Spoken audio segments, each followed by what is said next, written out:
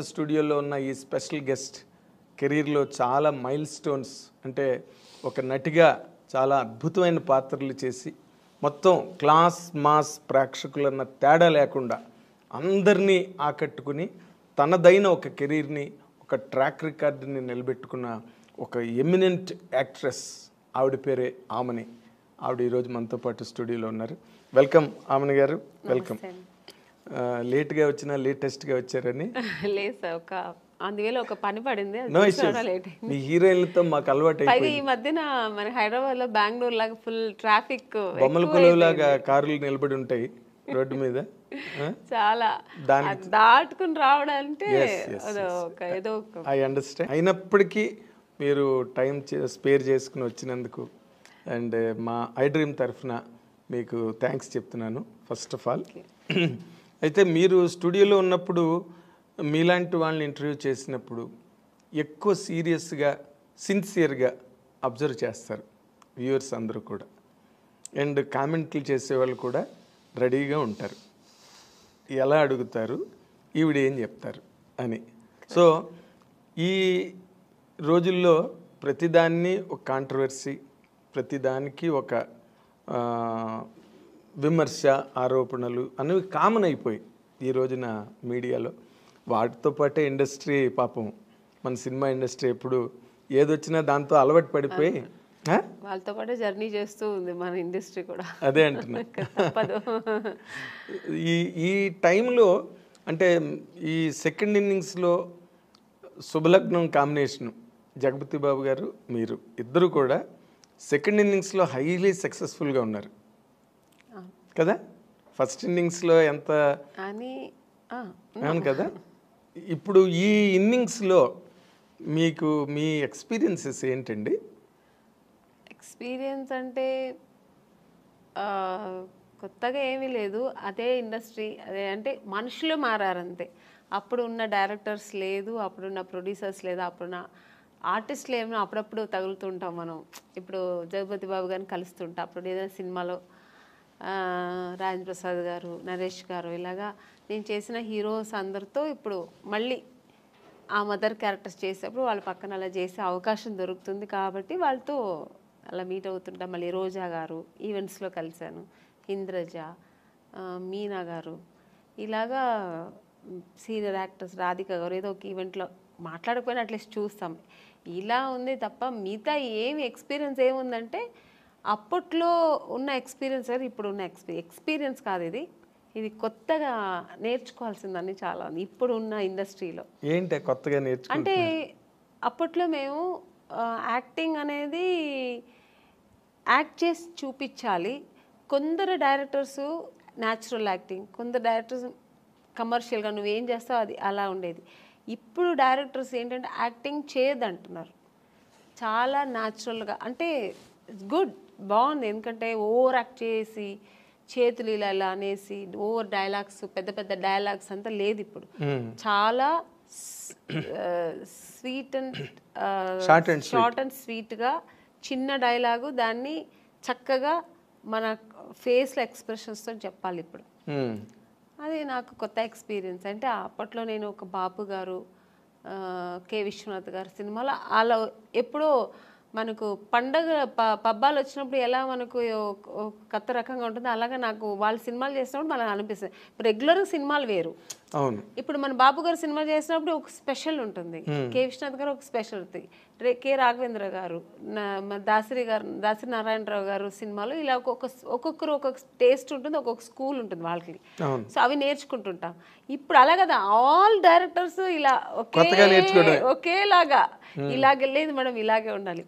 Angles కూడా వాళ్ళు చూసారండి, ఇప్పుడున్న డైరెక్టర్స్ అందరూ ఒకేలాగే ఈ యాంగిల్స్ పెట్టడం, లాంగ్ షాట్ తీయడం, మళ్ళీ క్లోజప్ తీయడం, మళ్ళీ సేమ్ డైలాగ్ని సజెషన్ చేయడం. సో అది వాళ్ళు ఇప్పుడు అలా తీస్తారేమో మాకు తెలియదు. అంటే నాకు డైరెక్షన్ గురించి అవగాహన లేదు, నాకు నాలెడ్జ్ లేదు, బట్ తెలుస్తుంది నాకు ఓ రకంగా ఎక్స్పీరియన్స్. అందరూ ఒకే రకంగా ఇప్పుడు చేస్తుంటారు. మనకు అప్పట్లో వేరు, ఇప్పట్లో వేరు. చేసే ఆ డైరెక్షన్ కానీ, మేకింగ్ కానీ, కెమెరా మేకింగ్ కానీ, ఇవన్నీ మనకు ఆ లైటింగ్స్ కానీ ఇవన్నీ కొత్తగా ఉన్నాయి. సో ఇప్పుడు దీనికి అలవాటు పడిపోయాం అంతేనా? అంతే. కాదంటే మామూలుగా అప్పటికి అదేలాగా మానిటర్ మాకు అప్పుడు లేదు. పర్ఫెక్షన్ మనం ముందే చేసుకోవాలి అన్నీ. ఆల్రెడీ మనం అన్నీ చేసుకుని టేక్ అన్నప్పుడు ఒక్క టేక్ ఎప్పుడైనా చాలా కష్టం, పెద్ద డైలాగ్స్ ఏదైనా కొంచెం ఎక్స్ప్రెషన్స్ కష్టం ఉన్నప్పుడు సెకండ్ టూ టేక్స్ అలా తీసుకున్నాం. చాలా రేరు ఆర్టిస్టులు అందరూ ఒక 4-5 టేక్స్ తీసుకోవడం అంటేనే మాకు నర్వస్ అయిపోతుంటుంది. రెండో టేక్ అనేప్పటికి అమ్మో బాబాయ్ ఏంటి రెండో టేక్ తీసుకున్నాం అండి. ఇప్పుడు అలా కాదు, అసలు వాళ్ళు రిహర్సల్ చూడట్లేదు. ఏ డైరెక్టర్ సరే రెడీ మేడం ఇచ్చారా ఓకే డైలాగ్ చూసుకున్నా ఆ టేక్ వెళ్ళిపోదాం మేడం అంటున్నా. అంటే మేము ముందు ప్రిపేర్ అయ్యి మేము అయిపోవాలి, లేదంటే ఏం తీస్తున్నారో మనకు తెలియదు. ఒకసారి చూసుకోవడం కానీ మన ప్లేసెస్ ఎక్కడుంటాయి, మా యాంగిల్స్ ఎలా వస్తాయి, లైటింగ్ ఎలా పడుతుంది, ఇవన్నీ ఏమి ఇప్పుడు చూసుకోవట్లేదు. అంటే వాళ్ళకు కాన్ఫిడెంట్ బాగా వస్తుంది అని. సో మనం ఆర్టిస్ట్ అలా ఉండలేము. ముందే మనం వాళ్ళు ఏం చేస్తారో మనం తెలుసుకొని దానికి తగినట్టుగా ఇప్పుడు రిహార్సల్స్ గట్ట ఉండేవి అప్పుడు రిహార్సల్ ఎక్కువ ఉండేది, టేక్ తక్కువ ఉండేది. ఇప్పుడు టేక్లు ఎక్కువైపోయింది, రిహార్సలే ఉండట్లేదు. ఇప్పుడు టేక్ అంటే బాగా రాలేదు ఇంకో వన్ మోర్ ఎందుకంటే డిజిటల్ కదా, వాళ్ళకి ప్రాబ్లం లేదు, ప్రాబ్లం లేదు కదా, ఆ టెన్షన్స్ వాళ్ళకి లేదు. బట్ మాకేమనిపిస్తుంది ఒక టేక్ రెండో టేక్ అప్పట్లో ఉన్న ఆర్టిస్టులు అందరికీను ఒకసారి అన్నీ పక్కా చూసుకొని ఒకే టేక్ చేసేయచ్చు కదా, మళ్ళీ మళ్ళీ ఎందుకు చేస్తారు? ఇప్పుడు ఒక ఎమోషనల్ అని మళ్ళీ మళ్ళీ చేస్తే రాదండి. అవును, పక్కా చూసుకొని ఒకసారి చేస్తేనే ఆ డెప్త్ ఒక్కసారే బాగుంటుంది, మళ్ళీ మళ్ళీ చేస్తే బాగుండదు.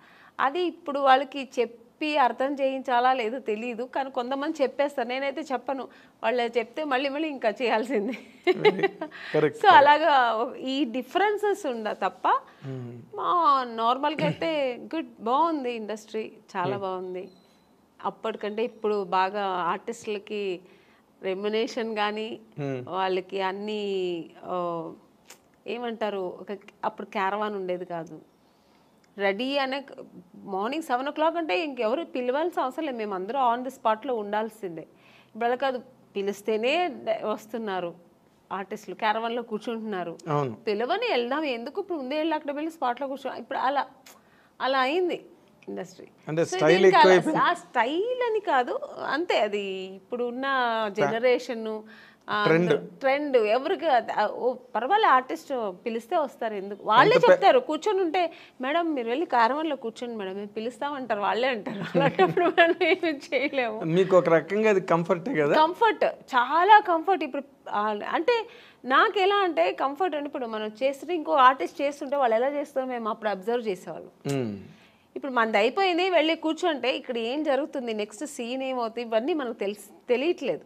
అప్పట్లో అలా కాదు, మేము అందరూ స్పాట్లో ఉంటే. ఇప్పుడు అప్పట్లో ఇప్పుడు శారద గారు ఉన్నారు, చేస్తుంటే ఆవిడ ఎక్స్ప్రెషన్స్ చూసేవాళ్ళం మేము. సో ఎక్స్పీరియన్స్ అయ్యేది, కాసేపు కూర్చొని మాట్లాడితే వాళ్ళ ఎక్స్పీరియన్స్ మనతో చెప్పుకునేవాళ్ళం.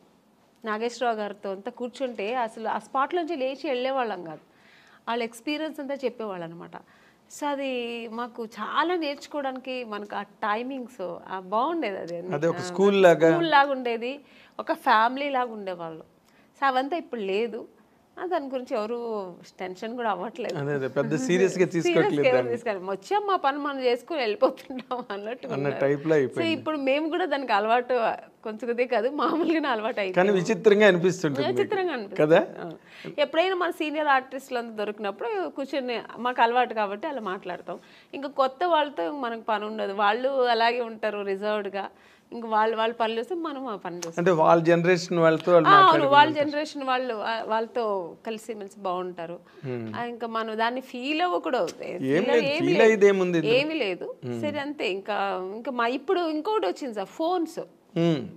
ఎవరు లేకపోతే ఫోన్లో కూర్చుంటారు, ఇంకా అదే వాళ్ళ ఫ్రెండ్ వాళ్ళ మమ్మీ డాడీ అన్నీ అదే, ఇంకా షార్ట్ అయిపోతే ఇంక ఫోన్లో కూర్చుంటారు. మనం ఏం జరుగుతున్నదో ఏం తెలియదు. అక్కడ షార్ట్ అయిపోయి ఇంకా వాళ్ళు ఎలా చేస్తున్నారు అవన్నీ ఫోన్లో కూర్చుంటారు. ఇప్పుడు ఇలా అయిపోయింది అంటే ఎవరిని ఇక్కడ తప్పు చెప్పడానికి లేదు, ఆ అట్మాస్ఫియర్ అలా, ఎన్విరాన్మెంట్ అలా అయిపోయింది మనకు. దానికి తగినట్టుగా మనం కూడా వెళ్ళిపోతున్నాం. Very nice. అయితే ఇప్పుడు నార్మల్గా ఈ ఫస్ట్ ఇన్నింగ్స్లో హైలీ సక్సెస్ఫుల్గా ఉన్నవాళ్ళు ఈ రోజున సెకండ్ ఇన్నింగ్స్లోకి వచ్చేసరికి, అంటే మీరు చెప్పిన ట్రెండ్లు ఫాలో అవుతూనే బట్ వాళ్ళు మంచి పొజిషన్స్లో ఉన్నారు సినిమా ఇండస్ట్రీలో. ఎందుకంటే ఈ యంగర్ జనరేషన్స్ రావడం, వాళ్ళకి మీలాంటి మంచి టాలెంటెడ్ ఆర్టిస్టులు అవసరం కావడం మేజర్ క్యారెక్టర్స్కి. అలాంటి దాంట్లో మీరు ఏమైనా డిమాండ్లో ఉన్నారా? మిగతా ఆర్టిస్ట్ గురించి నాకు తెలియదు. నేనైతే ఏమీ డిమాండ్స్ లేదండి. ఎప్పుడు ఆమని అంటే నో డిమాండ్, ఎప్పుడు అంతే. హీరోయిన్గా ఉన్నప్పుడు అంతే, ఇప్పుడు అంతే. క్యారెక్టర్ వింటాను, నచ్చితే ఓకే బాగుంది చేస్తాను. అలాగే నా డిమాండ్స్ ఏమి లేదు. నా గురించి తెలుసు ఇండస్ట్రీలో. వాళ్ళు నేను అడగకముందే ఒక సీనియర్ ఆర్టిస్ట్ అని ఆ రెస్పెక్ట్ అందరికీ ఉంది ఇప్పటికీ. ఆ రెస్పెక్ట్ నాకు ఇస్తారు. డిమాండ్స్ నేను చేయాల్సిన అవసరం లేదు, వాళ్ళే నాకు మీ డిమాండ్ వాళ్ళే దృష్టిలో పెట్టుకొని నాకు చేయాల్సింది, నాకు ఇవ్వాల్సింది ఏం చేయాలో ఒక స్పాట్కి వస్తే మాకు ఆర్టిస్ట్కి ఏం చేయాలి, వాళ్ళకి వాళ్ళకి ఎలా అనుకూలం చేసి ఇవ్వాలి, వాళ్ళకి అన్ని కంఫర్ట్స్ ఇవ్వాలి అని ఇస్తున్నారు. సో అందుకని అది టెన్షన్ లేదు మాకు. అంటే దాని గురించి ఆలోచించాల్సిన అవసరం లేదు, డిమాండ్ చేయాల్సిన అవసరం కూడా లేదు. ఎందుకంటే వాళ్ళకి తెలుసు. సో వీళ్ళు ఇంత జర్నీ చేసి వచ్చారు, ఇంత పెద్ద ఆర్టిస్ట్ అని. నేననే కాదు, ఇప్పుడు పెద్ద పెద్ద ఆర్టిస్ట్ ఎవరైనా సీనియర్ ఆర్టిస్ట్ వాళ్ళందరికీ ఇప్పుడున్న వాళ్ళు ప్రొడ్యూసర్స్ కానీ డైరెక్టర్స్ కానీ ఈవెన్ టెక్నీషియన్స్ కానీ అందరూ ఆ రెస్పెక్ట్ ఇస్తున్నారు, కంఫర్ట్స్ ఇస్తున్నారు. అది మనం లేదని చెప్తే బాగుండదు. అవును, కరెక్ట్ కరెక్ట్. అయితే మీరు ఈ సెకండ్ ఇన్నింగ్స్ స్టార్ట్ చేసే ముందు ఫస్ట్ ఇన్నింగ్స్ ఒక సూపర్ స్టార్ హీరోయిన్గా మీరు కెరీర్కి ఫుల్ స్టాప్ పెట్టి మళ్ళీ సెకండ్ ఇన్నింగ్స్ టేక్ ఆఫ్ అయ్యే మధ్య గ్యాప్ ఉంది కదా, దాన్ని అసలు మీరు ఎట్లా హ్యాండిల్ చేశారండి? ఒకప్పుడు అంత బిజీగా ఉండి 2 షిఫ్ట్లు 3 షిఫ్ట్లు చేసి ఆమెని డేట్లు కూడా దొరకట్లేదు అన్న మాటలు నేను ప్రత్యక్షంగా విన్నవాడిని. అలాంటి ఒక కెరీర్ని ఒక్కసారి పవర్ బ్రేక్ కొట్టి మళ్ళీ సెకండ్ ఇన్నింగ్స్ మధ్యలో గ్యాప్ ఉంది కదా, ఈ గ్యాప్ని మీరు అసలు ఎట్లాగా ఎంజాయ్ చేశారు, ఎట్లా హ్యాండిల్ చేశారు? మోర్ ఇంపార్టెంట్లీ నిజంగా చాలా కష్టమైంది నాకు. 1 ఇయర్ అసలు పిచ్చి పట్టేది నాకు. మ్యారేజ్ చేసుకొని వెళ్ళాను నేను, వేరే ఆప్షన్ ఏమీ లేదు. వెళ్ళిన తర్వాత నాకు ఇంట్లో కూర్చోడం చాలా కష్టమైంది. ఎందుకంటే నాకు కుకింగ్ తెలియదు, అస్సలు తెలియదు. నాకు చిన్నప్పటి స్పూన్ పట్టుకోవడం కూడా తెలియదు. ఎప్పుడైనా కాఫీను టీ అలా చేసేదాన్ని. మా నాన్నగారు అమ్మ చేసి పెట్టిన వంటను వడ్డిచ్చేదాన్ని. ఇది తప్ప నాకు వేరే ఏం తెలియదు. మిగతా పనులన్నీ చేస్తా ఇంట్లో. ఒక ఆడపిల్ల చేయాల్సిన పనులని ఊడవడం కానీ, క్లీనింగ్ కానీ, బట్టలు క్లీన్ చేయడం, ఇవన్నీ చేస్తా. కుకింగ్ మా అమ్మ వదిలేదు కాదు. నీకేం తెలీదురా, నాకు ఇష్టం. నేను ఎప్పుడైనా వెళ్ళి అమ్మ నేను చేస్తానమ్మా ఈరోజు అని ఎప్పుడైనా హాలిడేస్లో చెప్తే కూడా మా అమ్మ తిట్టేది. సో అది నాకు అలవాటే లేదు అసలు.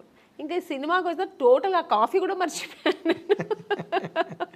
కాఫీ తాగడం మర్చిపోయాను. ఎందుకంటే అదో హీరోయిన్స్ అంటే అప్పట్లో కలర్ రావంటే కాఫీ తాగితే నల్లబడిపోతారు ఇలా అంతా చెప్పేవాళ్ళు కదా. అందుకని మిల్క్ తాగడం, జ్యూసులు తాగడం, మిల్క్ తాగితే లావ్ అవుతారని జ్యూసులు ఎక్కువ తాగడం, ఇలా అలవాటు అయిపోయి కాఫీ కూడా ఎలా పెట్టడం కూడా మర్చిపోయాను, తాగడం కూడా మర్చిపోయాను. సో తర్వాత వెళ్ళి ఇంకా 1 ఇయర్ కష్టమైంది. ఇంకా ఇలా కుకింగ్ ఎలా చేయాలి నేర్చుకున్నాను, ఫ్యామిలీ ఎలా రన్ చేయాలి. ఇంకా ఆ టెన్షన్స్ వేరు కదా, ఫ్యామిలీ టెన్షన్స్. అది ఫుల్ టైం జాబ్ అది. మనకి ఇలా ఏం టైం ఉండదు. ఇక 6 o'clock ప్యాకప్ అయితే రిలాక్స్ అవ్వడం ఏమి ఉండదు. ఎప్పుడు బిజీ, అది టెన్షన్స్ ఎప్పుడు ఉండదు. సో అవన్నీ నేర్చుకోవడం, లైఫ్ అనేది ఏం నేర్చుకోవాలి అవన్నీ ఆఫ్టర్ మ్యారేజ్ చాలా నేను నేర్చుకున్నాను. మా సిస్టర్స్ అంతా ఇంకా అప్పుడు పెళ్లి కాలేదు, చదువుకుంటున్నారు. సో వాళ్ళ లైఫ్ అంతా ఎలా వాళ్ళు సెటిల్ చేయడం, వాళ్ళకి పెళ్ళిళ్ళు చేయడం, ఇవన్నీ బాధ్యత మీదేనండి. అన్నీ నేను ఇంట్లో పెద్ద కాబట్టి మా బ్రదర్కి మ్యారేజ్ చేశాను, మా సిస్టర్కి మ్యారేజ్ చేశాను. సో ఇవన్నీ నాకు ఫుల్ బిజీ. మీరు చెప్పినట్టు 24 hours బిజీ ఉండేదాన్ని. అసలు అప్పుడు కూడా నిద్ర ఉండేది కాదు నాకు. మా సిస్టర్స్ చదవలేదంటే మార్నింగ్ 4 o'clock లేపి చదువు కూర్చొని అని నేను ఒక టీచర్ లా కూర్చొని నాకు నేను చెప్పివ్వను కాదు, నేను కూర్చుంటా నువ్వు చదువు అనేదాన్ని. సో ఇలా బిజీ అయ్యాను కాబట్టి నాకు అందులో ఒక 1 year కష్టమైంది, తర్వాత అలవాటు అయిపోయింది, ఆ లైఫ్ అలవాటు అయిపోయింది. తర్వాత బాగుంది కూడా లైఫ్ అనుకున్నాను. ఇది కూడా ఒక ఎక్కడికి వెళ్ళక్కర్లేదు, ఇంట్లోనే. సో హ్యాపీగా ఎక్కడ నాకు మామూలుగా బయట వెళ్ళడం అంత పెద్ద ఇంట్రెస్ట్ లేదని, పార్టీలు పబ్బులు అని వెళ్తారు కదా, నాకు అది లేదు. నాకు ఇంట్లో ఉంటే ఫ్యామిలీ చూసుకోవడం, ఎలాగో ఒక 3-4 hours దేవుడు ఇంట్లోనే గడిపేస్తా. నాకు పూజలు అవన్నీ చాలా ఇష్టం, దేవుడు నమ్మకం ఎక్కువ. సో అక్కడ సగం నాకు టైం, రేపు దేవుడికి ఏ పువ్వులు కొనాలి, ఎంత పువ్వులు కొనాలి, ఎక్కడ కొనాలి, ఇలా ఉంటుంది నాకు ఈ ఆలోచనలు ఎక్కువ. రేపు ఏంటి ఏకాదశ, రేపు ఏం పూజ చేద్దాం, రేపు ఫాస్టింగ్ ఉందామా, సో ఈ ఆలోచనలు ఉంటాయి. పిల్లలకి ఏం డ్రెస్ కొనాలి, మా సిస్టర్స్ అయినా కూడా వాళ్ళకి నేనే వెళ్ళి పర్చేస్ చేసేదాన్ని, షాపింగ్ చేసేదాన్ని. సో ఇలా బిజీ ఉండేదాన్ని. ఓకే, బట్ నేను అంటే చాలామంది హీరోయిన్లతో ఈ ఇండస్ట్రీలో వాళ్ళ అనుభవాలన్నీ చూసాం కాబట్టి ఇన్ జనరల్గా సినిమా కెరీర్లో ఉండే ఛాలెంజెస్ కానీ లేకపోతే పర్సనల్ లైఫ్ ఫ్యామిలీ లైఫ్లో ఉండే ఛాలెంజెస్ కానీ వాటిలో మేజర్ డిఫరెన్స్ ఏమైనా మీరు ఫీల్ అయ్యారా? అంటే కెరీర్లో కొన్ని ఛాలెంజెస్ ఉంటాయి, అలాగే ఫ్యామిలీ లైఫ్ వాటిని మెయింటైన్ చేయడం, బ్యాలెన్స్ చేసుకోవడం, ఆ ఎమోషన్స్ని మేనేజ్ చేసుకోవడం, ఇవన్నీ కూడా ఛాలెంజెస్సేగా.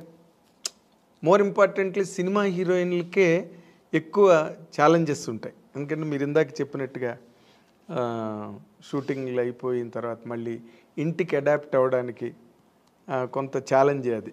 బట్ అదర్ దాన్ దట్ మీరు ఛాలెంజ్గా ఫేస్ చేసిన సిచ్యువేషన్స్ ఏమైనా ఉన్నాయండి అంటే ఫ్యామిలీ లైఫ్లో? చాలా ఉందండి. ఎందుకంటే నేను ఇంటికి మెయిన్ పెద్దమ్మాయి, నేనే ఫస్ట్, అన్ని రెస్పాన్సిబుల్ నాకు ముందు నుంచి అదే నాకుంది. ఎందుకంటే నేను సినిమా ఇండస్ట్రీకి వచ్చినాడు, మా బ్రదర్ చదువుతున్నాడు, మా సిస్టర్ చదువుతుంది, అందరూ చదువుతున్నారు కాబట్టి సో వాళ్ళ ఎడ్యుకేషన్, వాళ్ళు మళ్ళీ పెళ్ళిళ్ళు, ఇవన్నీ నేను చేసేదాన్ని. అవన్నీ ఛాలెంజింగ్గా చేసేది. ఎందుకంటే నాకు అంత ఏజ్ లేదు, అంటే వాళ్ళు పెళ్ళిళ్ళు చేసేంత. ఇప్పుడు మామూలుగా పెళ్ళిళ్ళు అంటే ఏ ఏజ్లో చేస్తారు, పిల్లలు పెద్దవాళ్ళు అయ్యేప్పటికి ఒక 50 years 53 years అప్పుడు మనకు అలా ఉన్నప్పుడు చేస్తాం. కానీ నేనే ఇంకా పెళ్లి చేసుకుని అప్పుడే వెళ్ళాను, ఆ టైంలో వాళ్ళకి పెళ్ళిళ్ళు చేశానంటే మీదే కొత్త పెళ్లి కూతురు టైప్లో నేను నా లైఫ్ ఎంజాయ్ చేయలేదు, ఫుల్ వాళ్ళకి స్పెండ్ చేశాను. ఇంకా వాళ్ళకి వెళ్ళి పెళ్లి కూతురు చూడడం, పెళ్లి కొడుకు చూడడం, వాళ్ళకి బట్టలు కొనడం, వాళ్ళకి జ్యువెల్స్ కొనడం, ఇలాంటి మా సిస్టర్కి ఇలా ఉంటే బాగుంటుందేమో, అలా ఉంటే బాగుంటుందేమో, లైఫ్ ఇలా ఉంటే బాగుంటుందేమో అని, ఈ అమ్మాయి కాదు ఈ అబ్బాయి కాదు, ఇలా ఓవర్ మెచ్యూర్డ్ ఆలోచనలు నాకు అప్పుడే వచ్చేసాయి. అవన్నీ ఛాలెంజింగే కదా నాకు, బట్ చేశాను. నాకైతే కొంచెం టెన్షన్స్ ఎక్కువ ఉండేది కానీ చేశాను. సినిమా టెన్షన్స్ వేరు, ఈ టెన్షన్స్ వేరు. సో అక్కడ కూడా మనకు ఎక్కడ కొద్దిగా ఫైనాన్షియల్ ప్రాబ్లమ్ వస్తే మళ్ళీ అది టెన్షన్, ఇంత గ్రాండ్గా చేయాలి. ఎందుకంటే మా అమ్మాయి, మా సిస్టర్ పెళ్ళి కదా, మా బ్రదర్ పెళ్ళి కదా, గ్రాండ్గా చేయాలి. ఆమ్ని గారు చెల్లెలు అంటారు, ఆమ్ని గారు తమ్ముడు అంటారు అని. సో అది నా గురించి నేను ఎప్పుడు ఆలోచించాను. ఇలాగా మా ఇంట్లో మా అమ్మకి ఇంత మంచి పట్టు, ఏ ఊరు వెళ్తే షూటింగ్స్లో కూడా మా అమ్మకి ఈ ఊర్లో పట్టు చీర తీసుకెళ్దాం, ఈ ఊర్లో ఏంటి స్పెషల్, ఓకే జ్యువెల్స్, కేరళ వెళ్తే ఆ కేరళ బాగుంటుంది, ఈ కేరళ టెంపుల్ జ్యువెలరీ బాగుంటుంది అని ఇలా తీసుకెళ్ళేదాన్ని, సిస్టర్స్ కానీ అమ్మ కానీ. సో ఎప్పుడు నాకు ఫ్యామిలీ టెన్షన్ కాదు, అది నేను నేనే అది ఆక్యుపైడ్ అయ్యేదాన్ని, నేనే అది ఇంట్రెస్ట్ తీసుకొని చేసేదాన్ని, నాకు ఇష్టం కూడా. అంటే బేసిక్గా ఇప్పుడు సినిమా కెరీర్ అంటే మీకు బోల్డ్ పొగడ్తలు, అవార్డులు, షూటింగ్లు, చప్పట్లు, అసలు గ్రాండ్గా ఉంటుంది డే అంతా. ఏదైనా షూటింగ్కి వెళ్ళాలంటే ఏరోప్లేన్ ఎక్కి కార్లు వస్తాయి, వంది మాగదులు వస్తారు, ప్రొడక్షన్ మేనేజర్స్ వస్తారు, అక్కడ హీరోలు వెయిట్ చేస్తుంటారు. మేకప్ చేసుకుని సెట్లోకి రాగానే అసలు ఆ ఇన్విటేషన్స్, ఆ రిసెప్షను అన్నీ కూడా వేరే లెవెల్లో ఉంటాయి, నెక్స్ట్ లెవెల్లో. ఇవేవి ఇంటి దగ్గర ఉండవు. పని మనిషి దగ్గర నుంచి అన్ని పనులు ఎంత పెద్ద హీరోయిన్ అయినా చూసుకోవాల్సిందే. అబ్సల్యూట్లీ కరెక్ట్ మీరు చెప్పడం. ఎందుకంటే మనకు సినిమా అని వచ్చినప్పుడు మాకు ఇలా టవల్ ఇలా ఇలా గ్లాస్ ఇలా పెడుతుంటే పరిగెత్తుకొచ్చి అసిస్టెంట్ తీసుకుంటారు. మేడం మేడం మేడం ఇవ్వండి మేడం. చెప్పులు మన లేచిన చెప్పులు తీసుకొచ్చి పెడతారు.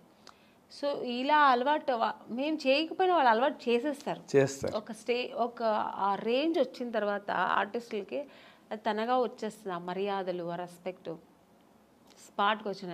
ఈవెన్ ఇప్పుడు కూడా నేను ఇప్పుడు ఒక ఆమెనిగా నేను క్యారెక్టర్ ఆర్టిస్ట్ అయినా కూడా బట్ మీకు లెగసీ ఉంది కదా, పెద్ద హీరోయిన్ అనేది ఒక ఉంది. అసిస్టెంట్స్ కానీ హెయిర్ డ్రెస్సర్స్ కానీ వీళ్ళందరూ మాకు ఆ సేవలు చేస్తుంటారు. నాకు చాలా అంటే చేయించుకోవడం ఒకలా ఉన్నా కూడా తప్పదు, ఇక్కడ చేయాలి, చేయించుకోవాల్సి వస్తుంది. ఎందుకంటే నేను వెళ్ళి చేస్తే కూడా వాళ్ళు వదలరు. మేడం మేడం మీరెందుకు మేడం తీసుకొస్తారు, నా చేతికి ఇవ్వండి ఫోన్ అని. ఆ ఫోన్ కూడా లాగేసుకుంటారు. ఆ ప్రైవసీ కూడా నాకు వదలరు. ఫోన్ నేను మాట్లాడాలమ్మా, నాకు కావాలన్నా కూడా పర్వాలేదు మేడం నేను పెట్టుకుంటాను, ఫోన్ వస్తే ఇస్తానంటారు. సో అలా ఉంటుంది. ఇంట్లో అలా లేదు, టోటల్ డిఫరెంట్. అన్ని పనులు మనమే చేయాలి. అంటే న్యాచురల్గా మామూలుగా ఇప్పుడు పని మనుషులు ఉంటారండి, కానీ వాళ్ళు 24 hours మాకు సర్వీస్ చేయరు. ఏదో వాళ్ళు ఒక టైంలో చేసి ఏదో చేసుకుంటూ వాళ్ళ పనులు వాళ్ళు చూసుకుంటుంటారు, చేసేసి వెళ్ళిపోతారు. అదర్వైజ్ మనమే కదా చేసుకోవాలి. అన్ని పనులు మనమే కుకింగ్ ఏదో మనమే ఎక్కడ ఎత్తుకోవాలి, ఉప్పు ఎక్కడ ఉంది, ఇది ఎక్కడ ఉంది మనమే ఎత్తుకోవాలి, మనమే వేయాలి. మనకు శారీస్ రేపు పార్టీకి వెళ్ళే ఏదో ఒక పెళ్ళికి వెళ్తున్నాం అనుకోండి, అమ్మో రేపుకి ఏం జ్యువెలరీ ఏం సారీ అన్నీ మనమే ఎత్తి పెట్టుకోవాలి. అదేం తప్ప అనట్లేదు, ఎందుకంటే అదొక లైఫ్ స్టైల్. మనకు సెల్ఫ్ ఒక ఇది వస్తుంది, మాకు సెల్ఫ్ కాన్ఫిడెన్స్, మనది మనం ఎలా చేసుకోవాలనేది ఆ ప్రైవసీ కూడా ఉంటుంది. మన ఇష్టంగా ఎలా చేసుకో, ఇక్కడ అన్ని డిపెండ్ అవుతాం ఒకరి మీద. వాళ్ళు ఇచ్చిన జ్యువెలరీ వేసుకుంటాం, వాళ్ళు ఇచ్చిన శారీ వేసుకుంటాం. అక్కడ అలా కదా, అని మనకి ఇష్టపడి మనం చేసుకుంటాం. So total different. ఆ లైఫ్ అనుభవిస్తాం, ఈ లైఫ్ అనుభవిస్తాం. ఆర్టిస్టులకి అదొక వరం అంటే. ఎగ్జాక్ట్లీ. తర్వాత ఇంకొక ముఖ్యమైన పాయింట్ ఏంటంటే, మీరు సినిమా హీరోయిన్లుగా వచ్చి ఒక రేంజ్ వచ్చి ఇన్కమ్, ఎర్నింగ్స్, సినిమాకి రెమ్యునరేషన్స్ పెరుగుతూ ఉంటాయి. అవన్నీ కూడా ఫైనాన్షియల్గా చాలా ఒక ఫ్లో, ఆగని ఫ్లో ఉంటుంది సినిమా కెరీర్లో. ఫ్యామిలీ లైఫ్లో అది కంట్రోల్ అయిపోతుంది. ఎందుకంటే మీ వైపు నుంచి ఎర్నింగ్ ఉండదు కదా, కెరీర్ ఆపిన తర్వాత అసలు ఆ ఫైనాన్షియల్గా వాటిని ఎట్లా మేనేజ్ చేసేవారండి? ఇప్పుడంటే కెరీర్ అంటే వేరే, ఇప్పుడు రెగ్యులర్ ఇన్కమ్ ఉంటుంది, సినిమా తర్వాత సినిమా కమిట్ అవ్వడం. నాకు ఎందుకంటే నాకు బై బర్త్ నా అలవాట్లు ఏంటంటే నేను ఎక్కువ విచ్చలవిడిగా ఎప్పుడు ఖర్చు పెట్టాను చిన్నప్పటి నుంచి. ఒక పొదుపు అంటారు కదా, అది మా నాన్నగారు మంచిగా ఉన్నప్పుడే సరే, కొంచెం ఫైనాన్షియల్ ప్రాబ్లం వచ్చినప్పుడు సరే నేను ఎప్పుడు పొదుపుగానే ఉంటాను. మా సిస్టర్ మా బ్రదర్ అంతా కొంచెం డిఫరెన్స్. అంటే శుభలగ్నంలో క్యారెక్టర్ లా కాదు,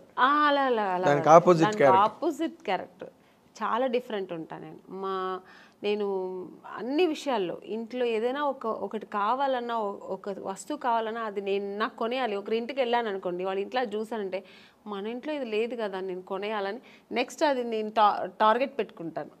చిన్నప్పటి నుంచి అది నాకు అలవాటు. అది లేదు సరే, మా అమ్మ అది కొనమంటే నీకు వేరే పని లేదా, వాళ్ళు పెట్టుకుంటారు మనం పెట్టుకోవాలని అమ్మ అది పెద్ద పట్టించుకునేది. మా నాన్నగారు కూడా అంతే. అప్పుడు నేను పెట్టుకున్నాను, మనం ఎందుకు కొనకూడదని. అమ్మ నాన్నగారు ఏదైనా మనకు ప్యాకెట్ మనీ లేదంటే ఎప్పుడైనా షాపింగ్కి వెళ్ళడం మిగిలితే డబ్బులు ఇస్తారు కదా, ఆ డబ్బులు పొదుపు చేసి అది కొనేదాకా నాకు నిద్ర పట్టేది కాదు.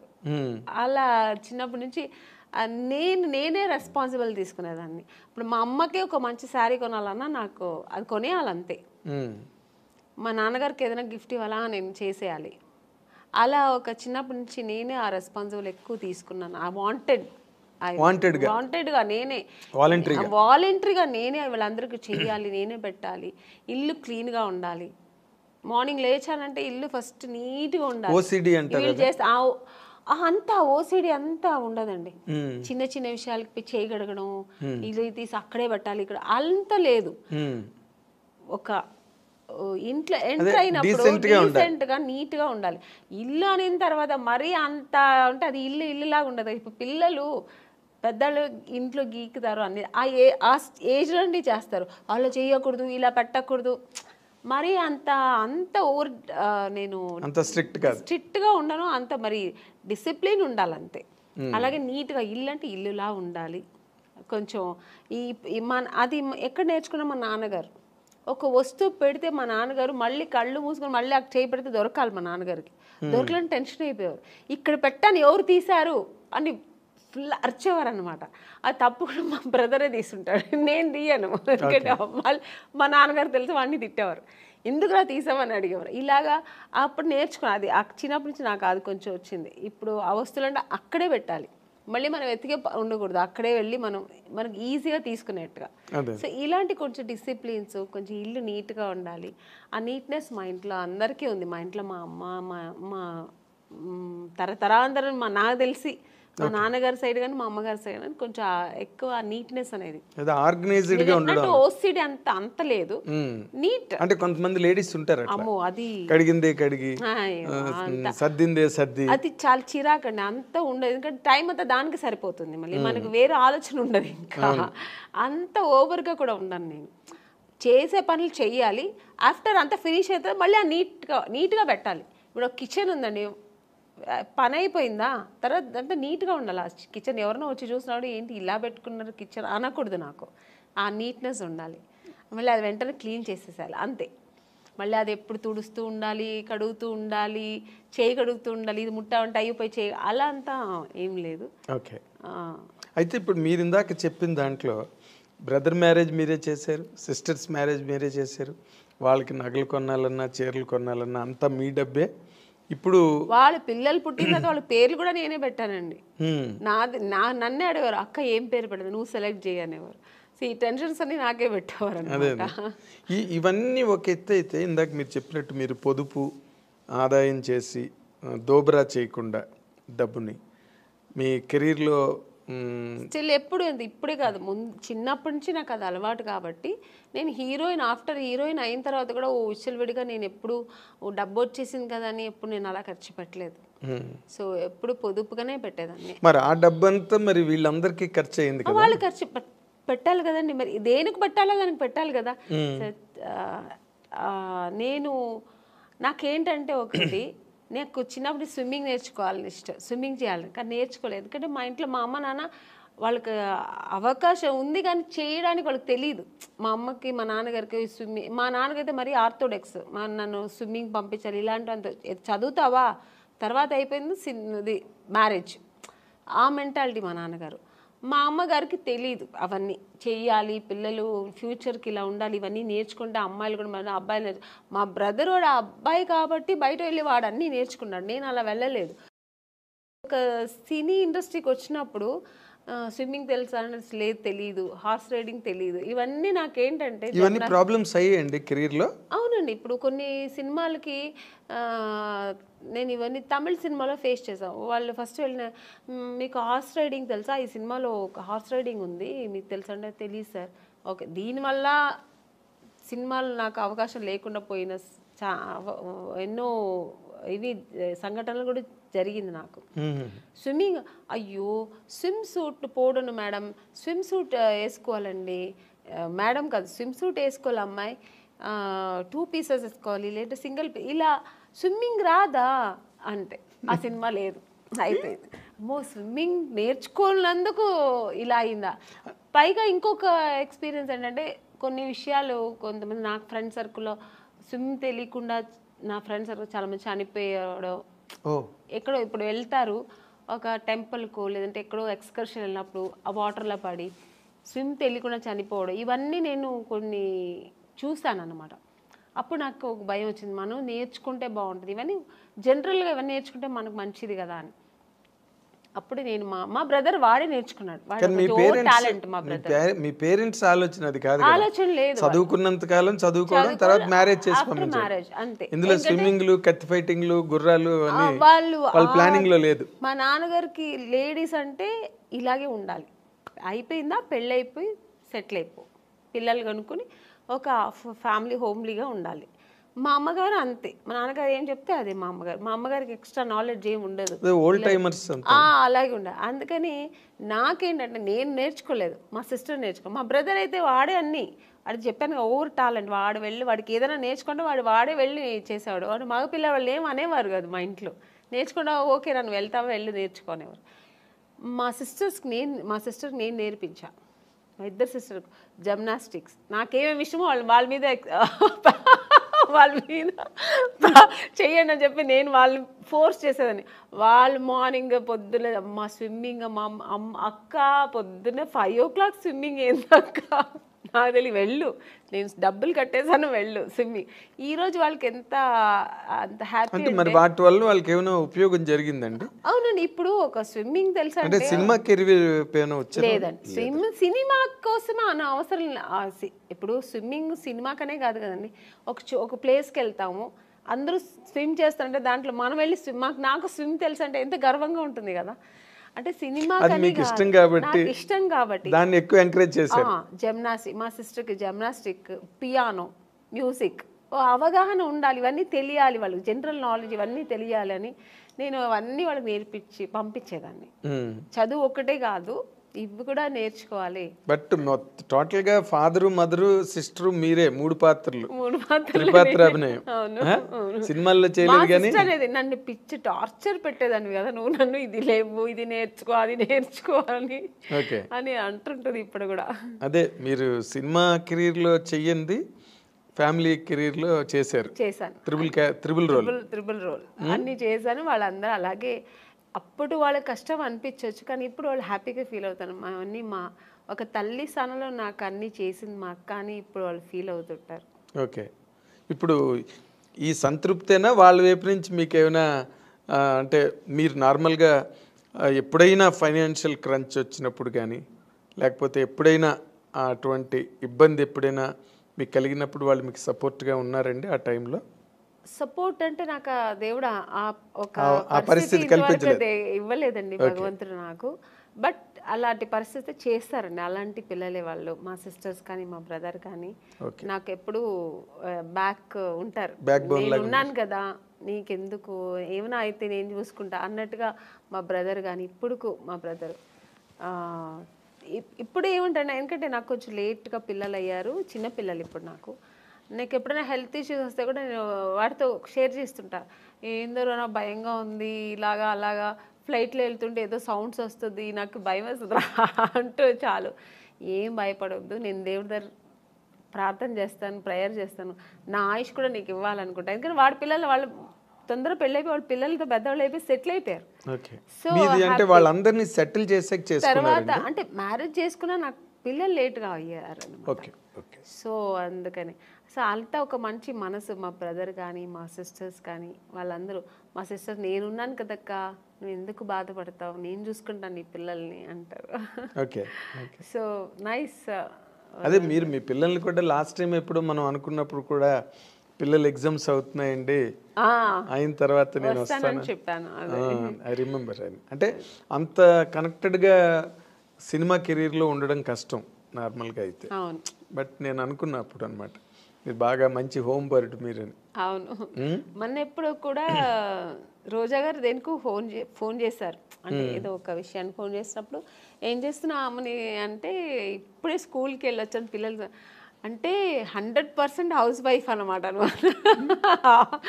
అవును, అంటే తను మంచి వీరవనిత కదా మన రోజా. అయ్యో అసలు అంత నా వల్ల అయితే కాదండి అలాగా, అంత డేర్ అండ్ డాష్, ఒక ఇండస్ట్రీలో ఒక ఎంత మంచి ఆర్టిస్ట్ అంత మంచి పొలిటీషియన్ కూడా తను. మంచి స్పీకర్ వావ్, అసలు దేనికి ఎవరికి భయపడదు, ఏది మాట్లాడాలనుకుంటుందో అది అంత డారింగ్ అండ్ డాషింగ్ మాట్లాడుతుంది. సరే తర్వాత దాని మీద విమర్శలు ఎలా వస్తాయి ఏమొచ్చే తర్వాత విషయం, కానీ ముందు మాట్లాడాల్సి ఏమనుకుంటారో అది మాట్లాడేస్తారు, ప్రవాహంలో మాట్లాడేస్తుంది. అయితే మీ ఇందాక coming back to the point, ఇప్పుడు మీరు అంత ఫ్యామిలీ లైఫ్లో అంత ఆక్యుపైడ్గా మీరు అంత నిండా మునిగిపోయి అందులో మళ్ళీ అసలు ఈ సెకండ్ ఇన్నింగ్స్ అన్నది ఎందుకు స్టార్ట్ అయిందండి? అంటే for want of earnings earnings కాదండి, యాక్చువల్గా నాకు సినిమా ఇండస్ట్రీ నేను చాలా ఇష్టపడి వచ్చాను. అవును, ఇంట్లో అందరితో ఫైటింగ్ చేసి నేను అయితే హీరోయిన్ అయితే లేకపోతే చనిపోతానన్న ఆ లెవెల్స్కి వెళ్ళాను నేను అనమాట అప్పట్లోనే. సో అంత ప్రతిఘటన ఎందుకు వచ్చిందండి? నాకు ఏంటి హీరోయిన్ కాకపోతే నేను చనిపోతాను అన్నంత. అంతే, ఫస్ట్ వచ్చి నేను అవ్వాలనేది ఫస్ట్ వచ్చి ఇష్టం అండి, ప్యాషన్. చిన్నప్పటి నుంచి నాకు ఊహ తెలిసినప్పటి నుంచి నేను సినిమాలో చేయాలి నేను ఒక ఆర్టిస్ట్ అవ్వాలి, హీరోయిన్ అవుతానా లేదా ఆర్టిస్ట్ అవ్వాలి. తర్వాత ఒక ఏజ్ వచ్చినప్పుడు నేను హీరోయిన్స్ అంతా రాధా గారు, శ్రీదేవి గారు, జయప్రద గారు, జయసుధ గారు వాళ్ళ సినిమాలను చూసేవాళ్ళు కదా, విజయశాంతి గారు ఫైట్, ఆ ప్రతిఘటన సినిమా అంతా చూసినప్పుడు నేను కూడా ఇలా చేయాలి, ఆ రోల్ మోడల్ వీళ్ళందరూ నాకు. సో ఇలా నేను చేయాలి, హీరోయిన్గానే చేయాలి, హీరోయిన్ అయితేనే ఇవన్నీ చేయగలుగుతాం. సో అక్కడి నుంచి అది స్టార్ట్ అయింది. ఇండస్ట్రీకి వచ్చి ట్రై చేసినప్పుడు ఫెయిల్యూర్ వెళ్ళినప్పుడు మనం ఏమనుకుంటాం, మేము అందంగా ఉన్నాము, మాకు అన్నీ తెలుసు, వెళ్ళిన వెంటనే రామ్మా నువ్వు ఈ సినిమాలో నువ్వే హీరోయిన్ అని రెడ్ కార్పెట్ వేసి వెంటనే ఇచ్చేస్తారా అని ఒక ఊహలో వస్తాం. నేనే కదా, అందరూ వచ్చేవాళ్ళు అలాగే వస్తారు. సో ఒక డ్రీమ్తో వచ్చినప్పుడు ఇక్కడ వచ్చిన తర్వాత ఇప్పుడు ఒక మౌంటైన్ ఉందండి, అది దూరం నుంచి చూస్తే అది చాలా అందంగా ఉంటుంది. దగ్గర వెళ్ళిన తర్వాత ఎన్ని రాళ్ళు ఉన్నాయి, ఎన్ని ముళ్ళు ఉంటాయి, దాన్ని అక్కడ ఎక్కడానికి ఎంత కష్టం ఉంటుందనే తర్వాత తెలుస్తుంది. అది అందుకే దూరపు కొండలు నునుపు అంటారు కదా, అలాగే నాకు కూడా నేను అలా అనుకుని వచ్చాను. తర్వాత ఇక్కడ వచ్చిన తర్వాత అంత ఈజీ కాదు అనిపించింది. ఇప్పుడైనా మనకి ఇండస్ట్రీ చాలా ప్లాట్ఫామ్స్ ఉంది. ఒకవేళ హీరోయిన్ అవ్వలేదు, ఒక 4-5 సినిమాలు ట్రై చేసాం, దొరకలేదు అనుకోండి, ఓకే లేకపోతే ఏంటి మనం ఏదో చేసుకుందాం, యాంకర్ అవ్వచ్చు, దాంట్లో ట్రై చేయొచ్చు, సీరియల్ హీరోయిన్ అయిపోవచ్చు, చాలా ఉన్నాయి ఇప్పుడు మనకు ఆప్షన్స్ ఎక్కువ ఉన్నాయి. మోడలింగ్ చేయొచ్చు, దానికి తగినట్టుగా మనం మన బాడీని చేసుకుని మోడలింగ్ చేయొచ్చు, ఇలా చాలా ఆప్షన్స్ ఉన్నాయి. నేను వచ్చినప్పుడు ఇండస్ట్రీ ఓన్లీ హీరోయిన్ చేయాలి, లేదంటే సిస్టర్ రోల్, మదర్ రోల్, ఆ ఏజ్లో సిస్టర్ రోల్, లేదంటే ఫ్రెండ్స్ రోల్, ఇలాంటి తప్ప ఆప్షన్ లేదు, ఇంటికి వెళ్ళిపోవాల్సిందే. నాకేమో అది ఇష్టం లేదు, నేను చేస్తే హీరోయినే చేయాలి. అలాంటప్పుడు ఎన్ని కష్టాలు నేను ఎదుర్కోవాల్సి వస్తుంది. అవును, మనం కండిషన్స్ పెట్టుకుంటే కష్టాలే. సో అది అప్పుడు అసలు ఎక్కువ కష్టాలు ఫేస్ చేశారండి బిగినింగ్ లో? తప్పకుండా అండి, ఎందుకంటే నాకు చెన్నైలో ఎక్కువ తమిళ్ ఇండస్ట్రీలోనే ఎక్కువ నేను ట్రై చేశాను. నాకు అప్పుడు తెలుగు టచ్ లేదనమాట. అక్కడ తమిళ్లో ట్రై చేసేటప్పుడు మా నాన్నగారు ఫ్రెండ్, ఫ్యామిలీ ఫ్రెండ్, ఆయనకు కూడా తమిళే తెలుసు, ఆయనకి తమిళ్ అతనే ఆయన కాబట్టి తమిళ్ ఇండస్ట్రీకే ఆయన నన్ను చుట్టి తీసుకెళ్ళేవారు అనమాట, కంపెనీస్ అక్కడ ఉన్నారు ఎల్లమ్మ అక్కడ. సో ఇవన్నీ అక్కడ ఫేస్ చేశాను. బట్ నేను తెలుగులో ఫేస్ చేయలేదు, డైరెక్ట్ హీరోయిన్ అయిపోయాను. నేను అనుకొని వచ్చాను కదా, అది ఇక్కడ దొరికింది. అక్కడ చాలా కష్టమైంది. అంటే ఇక్కడ వచ్చేప్పటికి చాలా ఎక్స్పీరియన్స్ అయింది నాకు. అంటే అక్కడ ఒక ఎస్టాబ్లిష్డ్ పొజిషన్కి వచ్చాక కదా ఇక్కడికి వచ్చాను. అక్కడ ఎస్టాబ్లిష్ అవ్వలేదు, చేస్తున్నప్పుడే అంటే హీరోయిన్ ఛాన్స్ దొరికింది. నేను పడిన కష్టాలకి హీరోయిన్ ఛాన్స్ దొరికింది, బట్ నేను 100% అక్కడ సక్సెస్ అవ్వలేదు, ఇక్కడ సక్సెస్ అయ్యా. అంటే పడిన కష్టాలు అంటే ఇప్పుడు రకరకాలుగా ఉంటాయండి కష్టాలు. కష్టం అంటే నా ఇది ఏంటంటే, నేను చేసిన ట్రావెల్ ఎలాగంటే వెళ్ళిన వెంటనే ఫొటోస్ చూసేవారండి. అప్పుడంతా ఎక్కువ ఫొటోస్, ఆల్బమ్స్, అవన్నీ ఫొటోస్ చూసి చాలా బాగుంది అమ్మాయిని వెంటనే రమ్మనని వాళ్ళు. వెళ్ళి చూసిన వెంటనే ఈ అమ్మాయి ఎక్కడో వాళ్ళ ఫేస్ ఎక్స్ప్రెషన్స్ మారిపోయేది. వాళ్ళు ఏదో ఎక్కడో ఒక ఫుల్ దీంట్లో ఉంటారు, ప్లెడ్జ్లో ఉంటారు. ఈ అమ్మాయి ఇంత అందంగా ఉంటే ఇంక డైరెక్ట్గా ఎంత ఉంటుందో అనుకొని ఒక ఊహలో ఉంటారు. నన్ను చూసిన వెంటనే మేము కొంచెం అంత నార్త్ ఇండియన్ కలర్స్ కాదు, హైట్ ఉన్నాం కానీ నార్త్ ఇండియన్ కలర్ కాదు. మెయిన్ ఆ కలర్ కాంప్లెక్షన్ కదండి ఫస్ట్ మీకు లుక్ ఏమిస్తుందంటే ఆ కలర్ కాంప్లెక్షన్ చూసిన వెంటనే బాగుంది అనేది అనిపించేది. అక్కడ నేను ఫెయిలియర్ అయ్యేదాన్ని, చూసిన వెంటనే కలర్ దెబ్బ కొట్టింది మిమ్మల్ని. ఇంకొకటి మీరు చెప్పినట్టు ఇప్పుడు ఆ స్పీకింగ్ మనం చూసిన కొంతమంది పడపడని మాట్లాడేస్తారు, నేను కొంచెం అలా మాట్లాడను, రిజర్వ్డ్గా ఉంటాను. నమస్తే నమస్తే కూర్చుంటా కూర్చుంటా అడిగిన దానికి ఆన్సర్ అంతే, ఎక్స్ట్రా మాట్లాడడం నేను మాట్లాడడం కూడా. అది ఎంత వాళ్ళకింటే అమ్మాయి నిజంగానే యాక్టింగ్ చేస్తుందా క్యారెక్టర్ అని ఎక్కడో వాళ్ళకి ఏదో ఫీల్ అయ్యేవారు. సార్ చెప్పి పంపిస్తామనేవారు. ఇలా ప్రతి ఒక్క కంపెనీలో జరుగుతుంది. కానీ తమిళ్లో మీరు కలర్ అంటున్నారు, సావిత్రి గారు భయంకరమైన కారు నలుపు, వాణిశ్రీ గారు మామూలు నలుపు కాదు, ఆవిడకి 4 గంటలు 5 గంటలు మేకప్ చేసేవారు వాణిశ్రీ గారు. కరెక్టే అండి, మీరు చెప్పేది కరెక్టే. బట్ నేను వచ్చేప్పటికి ట్రెండ్ చాలా మారింది, చాలా మారింది. అంత అప్పుడు ఉన్నంత ఇప్పుడు సావిత్రి గారు అప్పుడు ఎంత లావు ఉన్నవారు, బట్ చక్కగా ఫేస్ అందంగా ఉంటే ఓన్లీ ఆ ఫేస్ చూసేవారు అనమాట. మీకు ఆ స్ట్రక్చర్ చూసేవాళ్ళు కాదు.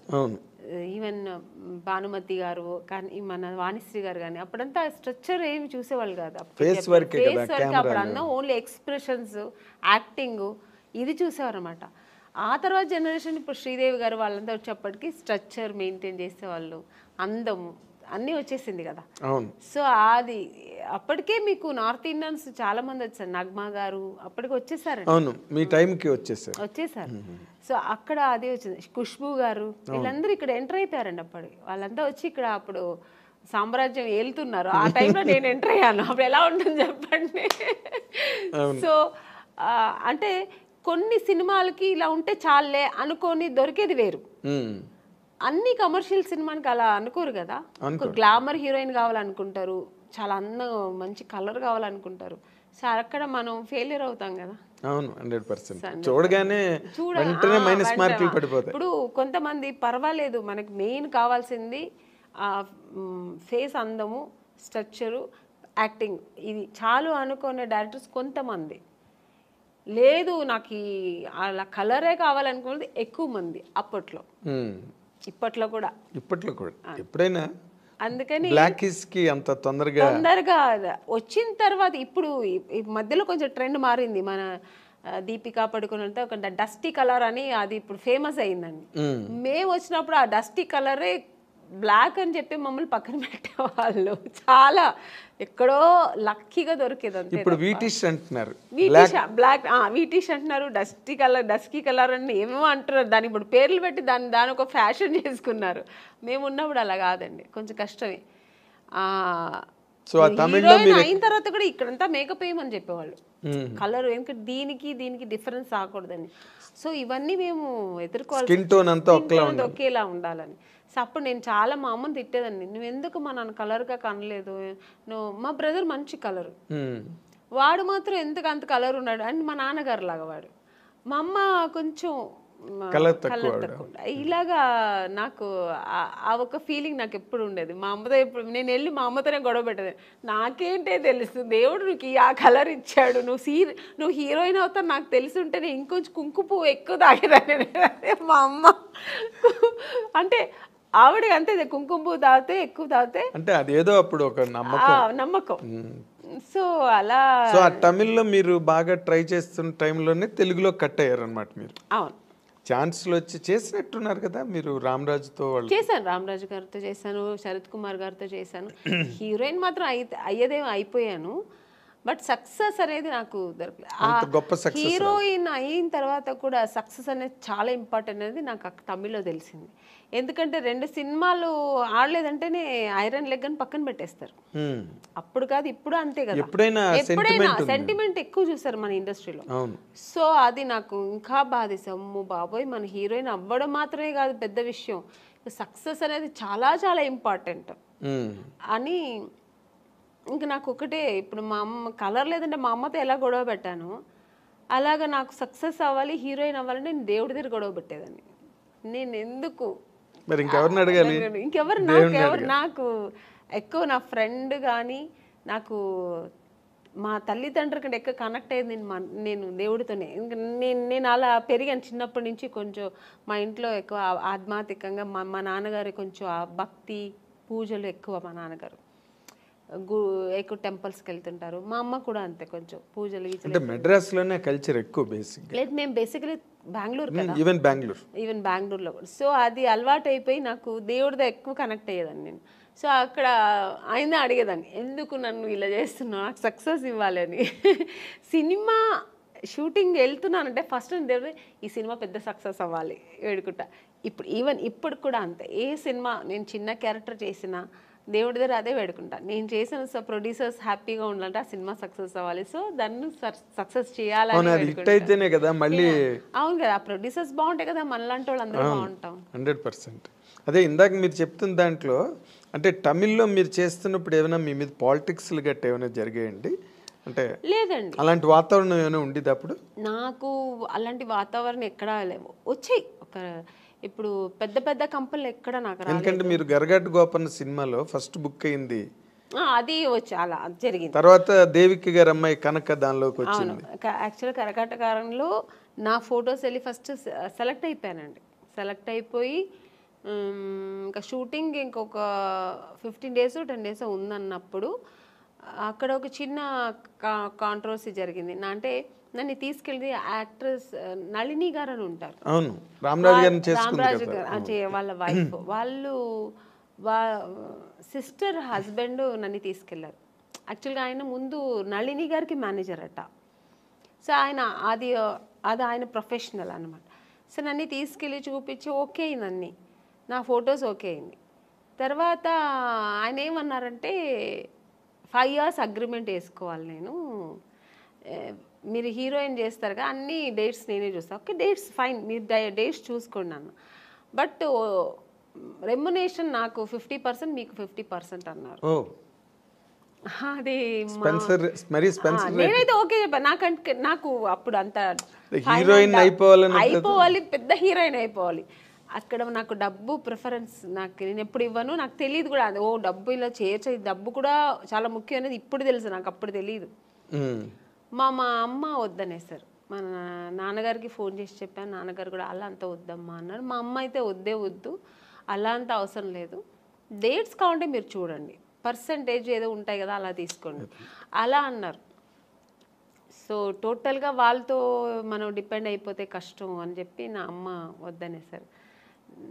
అమ్మ నేనన్నాను ఎందుకమ్మా అంటే, మళ్ళీ మనకు సినిమాలో ఆ సినిమా పోతుంది అనమాట, నువ్వు అవ్వాలంటే హీరోయిన్ ఎవరు మార్చలేరు, దేవుడు ఉన్నాడు, నువ్వేం భయపడకు, వద్దు అలాగంతా అనేస్తే నెక్స్ట్ జరిగింది అదే. ఆ సినిమా నాకు లేదు, నేను కరగాటకార సినిమాలో లేదు, వాళ్ళు పిలవనే లేదు మళ్ళీ నన్ను. మరి ఇతను మేనేజర్ కదా, మేనేజ్ చేసి ఏం చేశారో తెలియదు. మొత్తానికి అక్కడ వాళ్ళు మళ్ళీ కనక అదే మన దేవిక గారికి డాటర్ని వేశారు. సినిమా కూడా పెద్ద సక్సెస్, చాలా పెద్ద హిట్ అయింది. పైగా రామరాజ్కి అప్పుడు ఎంజీఆర్ కున్నంత ఇమేజ్ ఉండేది. ఆవిడ కూడా అమ్మాయి కూడా పెద్ద హీరోయిన్ అయింది. బట్ ఆ నెక్స్ట్ సినిమా మళ్ళీ నాకు దొరికింది ఆయనతోనే, అదే రామరాజు గారితోనే, సేమ్ గంగేమరన్ గారి డైరెక్షన్ లో ఆయన సెకండ్ సినిమానే నాకు దొరికింది. ఎట్లా అదేలా జరిగింది ఏమో తెలియదండి. మళ్ళీ ఎందుకంటే వీళ్ళు ఓన్లీ ఫొటోస్ చూపించారు. రవి గారు అని పెద్ద స్టిల్ ఫోటోగ్రాఫర్ అండి, రవి అని. ఆయన అసలు ఆ ఫొటోస్ చూసాను, మామూలుగా తీసినప్పుడు ఏం పెద్ద లైట్స్ 2 lights పెట్టి తీస్తాడు ఆయన, చాలా బ్యూటీగా ఉంటుంది, చాలా బాగుంటుంది అసలు, ఏదో ఒక సంథింగ్ స్పెషల్. అని మనకు తెలుగులో సెబాస్టియన్ బ్రదర్స్ ఉండేవాళ్ళు, సేమ్ అలాగా అక్కడ ఆయన తమిళ్లో ఆయన చేసిన స్టిల్స్ అక్కడ ఫస్ట్ ఓకే అయింది. సెకండ్ నేను సెబాస్టియన్ బ్రదర్ ఆఫీస్ వాళ్ళతో ఫొటోస్ తీయాలని వెళ్తే ఆయన సెబాస్టియన్ బ్రదర్ ఊరికే వాళ్ళ ఆఫీస్ ముందు ఊరికే ఒక 2 photos తీశాడు. ఆయన ఇవేం మేకప్ లేదు, మామూలుగా నేను వెళ్ళాను, ఫొటోస్ తీస్తే ఆ ఫోటో నాకు ఇచ్చారనమాట. అది ఎవరు చూసినా అమలా గారులా ఉన్నారు, ఇలా ఉన్నారు, అలా అంటే ఒక ఆర్టిస్ట్లా ఉండేది, మేకప్ లేదు, ఏమీ లేదు, చాలా బాగుండింది, ఇంత బ్యూటీగా ఉండింది. ఆ ఫొటోస్ ఎలాగో మేనేజర్ తీసుకెళ్ళి గంగేమరన్ వాళ్ళకి, మీకు తమిళ్లో ఎక్కువ కొంచెం న్యాచురల్ ఇష్టపడతారు, ఓవర్ మేకప్, మేకప్ కూడా ఎక్కువ ఉండదు. ఆయనకు చాలా నచ్చింది ఆ ఫోటో. మళ్ళీ ఆ అమ్మాయి ఈ అమ్మాయి అనుకున్నారా లేదు ఏమి జరిగిందో, ఆ ఫోటో చూస్తే ఆయన వెంటనే పిలిచి మాట్లాడి ఆ సినిమాకు అవకాశం ఇచ్చారు హీరోయిన్గా. సో అక్కడ హీరోయిన్ అయిన తర్వాత ఇక్కడికి వచ్చారు? అవును, హీరోయిన్ చేస్తున్నాను, అది ఇంకా సగంలో ఉంది షూట్. ఆ సగం అవుతున్నప్పుడు మళ్ళీ ఇంకో సినిమా, ఇప్పుడు మామూలుగా గంగేమరన్ గారి సినిమా పెద్ద బ్యానర్లో రామరాజు గారు పక్కన చేస్తున్నానప్పుడు ఒక 2-3 సినిమాలు నేను అప్పటికే బుక్ అయిపోయాను అక్కడ. సో చేస్తూ ఉన్నప్పుడు నాకు తెలుగులో ఆఫర్ వచ్చింది, ఎవరు మన ఈవి గారు. కానీ నాకు తమిళ్లో ఇంత కష్టపడి ఇంకా తెలుగు ఎంత పెద్ద ఇండస్ట్రీ అప్పట్లో, అవును, ఎప్పుడైనా పెద్ద ఇండస్ట్రీ, ఇప్పుడు ఇప్పుడు అంతకన్నా పెద్ద ఇండస్ట్రీ. ఇప్పుడు అంటే నేనేమంటాను, అప్పుడు ఓన్లీ తెలుగు మాత్రమే పెద్ద ఇండస్ట్రీ. ఎగ్జాక్ట్. ఇప్పుడు కన్నడ, హిందీ, తమిళ్ ఇప్పుడు అన్నీ కొంచెం ఆ ఈక్వల్ వచ్చేసింది. ఇప్పుడు ఒకప్పుడు కన్నడ ఇండస్ట్రీ అంటే ఏమీ లేదు. ఇప్పుడు ఈక్వల్ టు మనకు తెలుగులా వాళ్ళు ఎక్కువ ఖర్చు ఎక్కువ పెట్టి ఖర్చు పెట్టి తీస్తున్నారు. తీస్తారు. రవిచంద్రతో ప్రారంభమైంది. అవును. అప్పుడు అలా కాదు, ఓన్లీ తెలుగు ఇండస్ట్రీ అంటేనే ఒక హిందీ తర్వాత నెక్స్ట్ మనకి తెలుగు. ఎగ్జాక్ట్లీ. అలాంటి ఇండస్ట్రీలో మనకు దొరుకుతుందా? అమ్మో బాబా, అది ఇంపాసిబుల్. మేము తమిళ్లోనే ఇంత ట్రై చేశాను, ఇంకా తెలుగులో చాలా కష్టం అనుకొని నాకు అసలు నమ్మకం లేదండి. కానీ దొరికింది. అది ఎలా జరిగిందండి? ఈవి సత్యనారాయణ గారి అప్పుడు ఆ టైంలో నాకు కరెక్ట్గా మా నాన్నగారు పోయారండి. ఆయన హెల్త్ ఇష్యూస్ వల్ల ఆయన పోయారు. నేను అప్పుడు తమిళ్ షూటింగ్లో వేరే ఎక్కడో ఉన్నాను, అవుట్డోర్లో ఉన్నా, నేను మా అమ్మగారు. మా బ్రదరు మా సిస్టర్ ఇంట్లో ఉన్నారు, వాళ్ళు ఇంకా చిన్నపిల్లలు పాపం. మా బ్రదర్ తెలిసి వాడు వెళ్ళిపోయాడు. మా సిస్టర్ని తీసుకెళ్ళాక వాడు చిన్నపిల్ల పక్కింట్లో వదిలేసి వాడు వెళ్ళాడు. నాకు కబురు చేశారు. అప్పట్లో మీకు సెల్ ఫోన్ అవన్నీ ఏమీ లేదు. ఫోన్ ఉంది, హోటల్కి ఫోన్ ఉంది, హోటల్కి ఇన్ఫార్మ్ చేస్తున్నారు. వాళ్ళు రిసెప్షన్ వాళ్ళు చెప్పారు. ఎవరి దగ్గర చెప్పారు? ప్రొడ్యూసర్తో చెప్పారు. నేను షూట్లో ఉన్నా, నేను మా అమ్మ షూట్లో ఉన్నాము. ప్రొడ్యూసర్ ఏంటంటే అది క్లైమాక్స్ సీన్, అది ఆల్ ఆర్టిస్ట్ కాంబినేషన్. చెప్తే ఈ అమ్మాయి ఈరోజే వెళ్ళిపోతుంది, నెక్స్ట్ డే మనకు షూటింగ్ కష్టం అయిపోతుందని ఆయన ఏం చేశారు, చెప్పలేదు. ఏదో మీ నాన్నగారు సీరియస్ అంట అని చెప్పారు, అంతే. పోయారని చెప్పనే లేదు మాకు. నేను సీరియస్ అంటే నాన్నగారు కొంచెం హెల్త్ ఇష్యూస్ ఉంది కదా సార్, అప్పుడు కొంచెం భయపడ్డాను. కానీ సార్ ఏమైందంటే ఫోన్ అక్కడి నుంచి ఇక్కడ బెంగళూరు చేసే మా నాన్నగారు చోటు చేస్తే కనెక్ట్ అవ్వట్లేదు. సరే అని చెప్పి నేనేం చేశాను, నెక్స్ట్ డే మళ్ళీ మా బ్రదర్ ఫోన్ చేసి కొంచెం ఏదో ప్రెషర్ ఇచ్చినప్పుడు నెక్స్ట్ డే మార్నింగ్ చెప్తున్నాడు ఆయన, ఇలా నాన్నగారు ప్రాబ్లం ఉన్నారు, పోయారు అన్నట్టుగా. ఇంకా అంతే, నేను ఇంకా నిలవలేదు, ఆగలేదు. ఈవినింగ్ ఫ్లైట్కి బయలుదేరి వచ్చాము. చెన్నై డైరెక్ట్ బెంగళూరుకి వెళ్ళలేదు, చెన్నైకి వచ్చి వెళ్దాము అని వచ్చే లోపల ఇక్కడ మా బ్రదరు వాడు ఫినిష్ చేసుకుని వచ్చేసాడు. అప్పటికి నాన్నగారు అన్ని కార్యాలు చేసుకుని ఇంటికి వచ్చి ఆడ అక్కడ వస్తున్నాడు, మేము వస్తున్నాం. నాకు అసలు తెలియదు కదా, బయలుదేరి అప్పుడు చెప్తున్నారు వాళ్ళు. జీవితంలో ఇలాంటి డ్రామాటిక్ సిచ్యువేషన్స్ అది నేను ఎప్పుడు మర్చిపోలేని సిచ్యువేషన్. ఎందుకంటే వాళ్ళు ఏం అనలేదు, ఎందుకంటే వాళ్ళ సిచ్యువేషన్ ఏంటంటే నేను కొత్త అమ్మాయి, వాళ్ళు చెప్తే ఈ అమ్మాయికి వెళ్ళిపోతే ఈ అమ్మాయి కోసం పెద్ద పెద్ద ఆర్టిస్ట్ అందరూ కాంబినేషన్ మిస్ అవుతుంది, వాళ్ళ ప్రాబ్లమ్స్. అది నా ప్రాబ్లం ఏంటి, మా నాన్నగారు పోయారు, నాకు తెలియదు విషయం. ఇలా ఒక సిచ్యువేషన్ నేను అలా అప్పుడు ఎదుర్కోవాల్సి వచ్చింది. ఇంక వచ్చిన తర్వాత ఇంక ఏడుపులే, ఇంక నేను వెళ్ళలే మళ్ళీ బెంగళూరు. ఇంకా నాన్నగారు పోయింది, నాన్నగారిని చూడలేదు, ఇంకేముందని ఏడుస్తూ కూర్చుంటే నెక్స్ట్ డేనే వచ్చారు నాకు. ఆ టైంలో వచ్చింది ఆఫర్, మేడం ఇలా నేను ఊర్లో ఉన్నప్పుడే ఫోన్ చేశారు వాళ్ళు, ఇలా ఉంది అని చెప్పి ఫోన్ చేసి హోటల్కి ఫోన్ చేసి చెప్తే వస్తామండి, ఇట్లా వచ్చిన నేను కలుద్దామన్నా. నాన్నగారు విషయం జరిగిన తర్వాత నేను టోటల్గా మర్చిపోయాను. లేదండి నేను రాలేదు, మా నాన్నగారు వెళ్ళిపోయారు, మనసు బాగాలేదు, పైగా ఇప్పుడు చాలా డల్గా ఉన్నాను. మామూలుగా మంచిగా వచ్చినప్పుడే నన్ను సెలెక్ట్ అవును, ఇంక ఈ టైంలో నేను సెలెక్ట్ అవుతామని మనసులో నేను అనుకుని, నేను రానండి, ఇప్పుడు బాగుండేది కూడా వస్తే, నా ఫేస్ వేరే డల్గా ఏడ్చి అని చెప్పా. లేదమ్మా డైరెక్టర్ గారు ఫొటోస్ చూసి చాలా, ఫొటోస్ ఎప్పుడు బాగానే ఉందంటారండి, డైరెక్ట్గా చూస్తే వద్దంటారు ఎందుకు? ఫస్ట్ మళ్ళీ తెలుగులో మంచి ఆఫర్, మళ్ళీ అక్కడ నుంచి ఫెయిల్యూర్ అయింది తెలుసా. నాకు ఇది జరిగేది ఇదే, ఎందుకు మళ్ళీ రావచ్చు, వేస్ట్గా ట్రై చేయడం ఎందుకు? పైగా అంతకంటే మెయిన్ మా నాన్నగారు పోయారు. నాకు ఆ టైంలో అవేమి నాకు గుర్తు వెళ్ళాలి పోవాలని. మా అమ్మ ఏం చెప్పారంటే, నువ్వు వెళ్ళమ్మా, ఎందుకు పిలుస్తున్నారు, నాన్నగారు బ్లెస్సింగ్స్ ఉంటుంది, సినిమా దొరుకుతుంది, ఏం అలా అనుకోకు, వెళ్ళు నువ్వు, డ్రెస్ అవ్వు అని చెప్తే అప్పటికప్పుడు వెళ్ళి డ్రెస్ అప్ అయ్యి వెళ్ళాను. బట్ డైరెక్టర్ గారు ఈవీ గారికి చెప్పారు, ఇలా నాన్నగారు పోయారు, అమ్మాయి పాప చాలా ఇబ్బందిలో ఉంది, డిప్రెషన్లో ఉందంటే వచ్చిన తర్వాత చూసారు. ఆయనకు కూడా ఒక చిన్న షాక్ వచ్చింది, ఈ అమ్మాయి అన్నట్టుగా చూసి. ఎందుకంటే ఫొటోస్లో ఇంత చిన్న మేకప్ అవి ఉంటాయి కదా ఫోటోలో, బాగా మేకప్, ఇప్పుడు రెగ్యులర్ మేకప్ ఉంటుంది కదా సార్, డిఫరెంట్ కాస్ట్యూమ్స్ వేసుకొని ఉంటాం, ఒక్కొక్క కాస్ట్యూమ్స్లో ఒక్కొక్క అందం ఉంటుంది. మనం మామూలుగా ఒక డ్రెస్ వేసుకుని వెళ్ళాను, పైగా మా నాన్నగారు పోయారు, నాకు పెద్ద లిప్స్టిక్ కూడా వేసుకోలే, నేను ఒక ఏదో విరక్తిలాగా వెళ్ళాను. నేను ఏముంది నాన్నగారే పోయారు అన్నట్టుగా ఆ టైంలో వెళ్తే డైరెక్టర్ గారు ఏం చేస్తారు, సరే మనం ఒక వీడియో టెస్ట్ చేసేద్దామని ఇమీడియట్గా అప్పటికప్పుడే ఒక మేకప్ వేసి టెస్ట్ చేశారు. అప్పట్లో అయితే వీడియో టెస్ట్ చేశారు, ఆడిషన్ చేశారు. ఆయన అప్పుడు 100% ఓకే, ఇమీడియట్గా అడ్వాన్స్ ఇచ్చి నాకు తెలుసు మీరు సెలెక్ట్ అవ్వడం, ఆ సినిమా అంతా సో ఆ దుఃఖంలో కూడా ఒక మంచి ఆ సంతోషాన్ని ఎలా సెలబ్రేట్ చేసుకోవాలని కూడా ఇంకా నాన్నగారు పేరు. బట్ నిజంగానే ఆయన ఆశీస్సులు, ఆయన బ్లెస్సింగ్స్, దేవుడు బ్లెస్సింగ్స్ ఆ సినిమా దొరికింది నాకు. సినిమా అది కూడా మంచి హిట్ అయింది కూడా. అక్కడి నుంచి నా లైఫ్ తమిళకి దూరం అయిపోయింది. ఇంకా అటు చూడలేదు. ఇంకా ఫుల్ నా తెలుగు ఇండస్ట్రీలో స్థిరపడడం, ఇంకా తెలుగు ప్రేక్షకులతో నేను దగ్గర అవ్వడం, మంచి మంచి సినిమాలు చేయడం. జమ్మలకిడి పంపు తర్వాత ఇమీడియట్ గా మీకు ఆఫర్లు అవి ఎలాగ వచ్చాయండి? చేస్తున్నప్పుడే రేపటి రౌడీని ఒక సినిమా చేశాను. తమిళ్లో రెహమాన్ అని ఒక హీరో ఉంటారు, రఘు లక్ష్మి గారు దాంట్లో లీడ్ రోల్ చేశారు. నాకు అత్తగారు రోల్, అలా మంచి క్యారెక్టర్, అందులో కూడా హీరోయిన్ రోల్. సో ఆ సినిమా చేసిన, ఈ సినిమా రిలీజ్ అయిన తర్వాత ఆ సినిమా రిలీజ్ అయింది. బట్ యావరేజ్ పోయింది. తర్వాత మిస్టర్ పెళ్ళాం ఇలాగా, ఇంకా అక్కడి నుంచి మొత్తం మిస్టర్ పెళ్ళాం రిలీజ్ అయిన తర్వాత అవార్డు వచ్చింది అనుకోకుండా.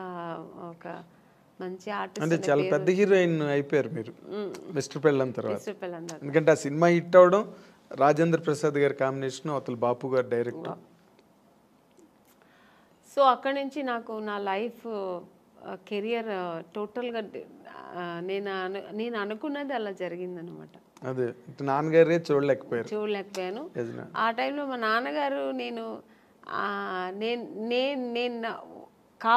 హీరోయిన్ అవ్వాలని నాన్నగారు వద్దన్నారు. తర్వాత నాన్నగారు లేదు, నువ్వు చేస్తావు, నీకు ఆ కెపాసిటీ ఉంది, నీకు ఇంట్రెస్ట్ ఉంది అని నాన్నగారు అప్రోచ్ చేసినప్పుడేమో నాన్నగారు లేరు చూడ్డానికి. అదన్నీ కొంచెం ఆ టైంలో బాధ అనిపించింది. తర్వాత ఇంకా బాధపడడానికి కూడా టైం లేదు, ఇంకా ఆలోచనలే. ఆయన బ్లెస్సింగ్స్ అలాగే, దేవుడి బ్లెస్సింగ్స్తో నేను అలా ట్రావెల్ అయ్యాను. కానీ గొప్ప విషయం ఏంటంటే, గొప్ప విషయం అని కాదు, but you have to tell that ఇండస్ట్రీలో అడుగుపెట్టినప్పటికీ అసలు బొమ్మల కొలువులా ఉన్నారు హీరోయిన్స్ అందరూ.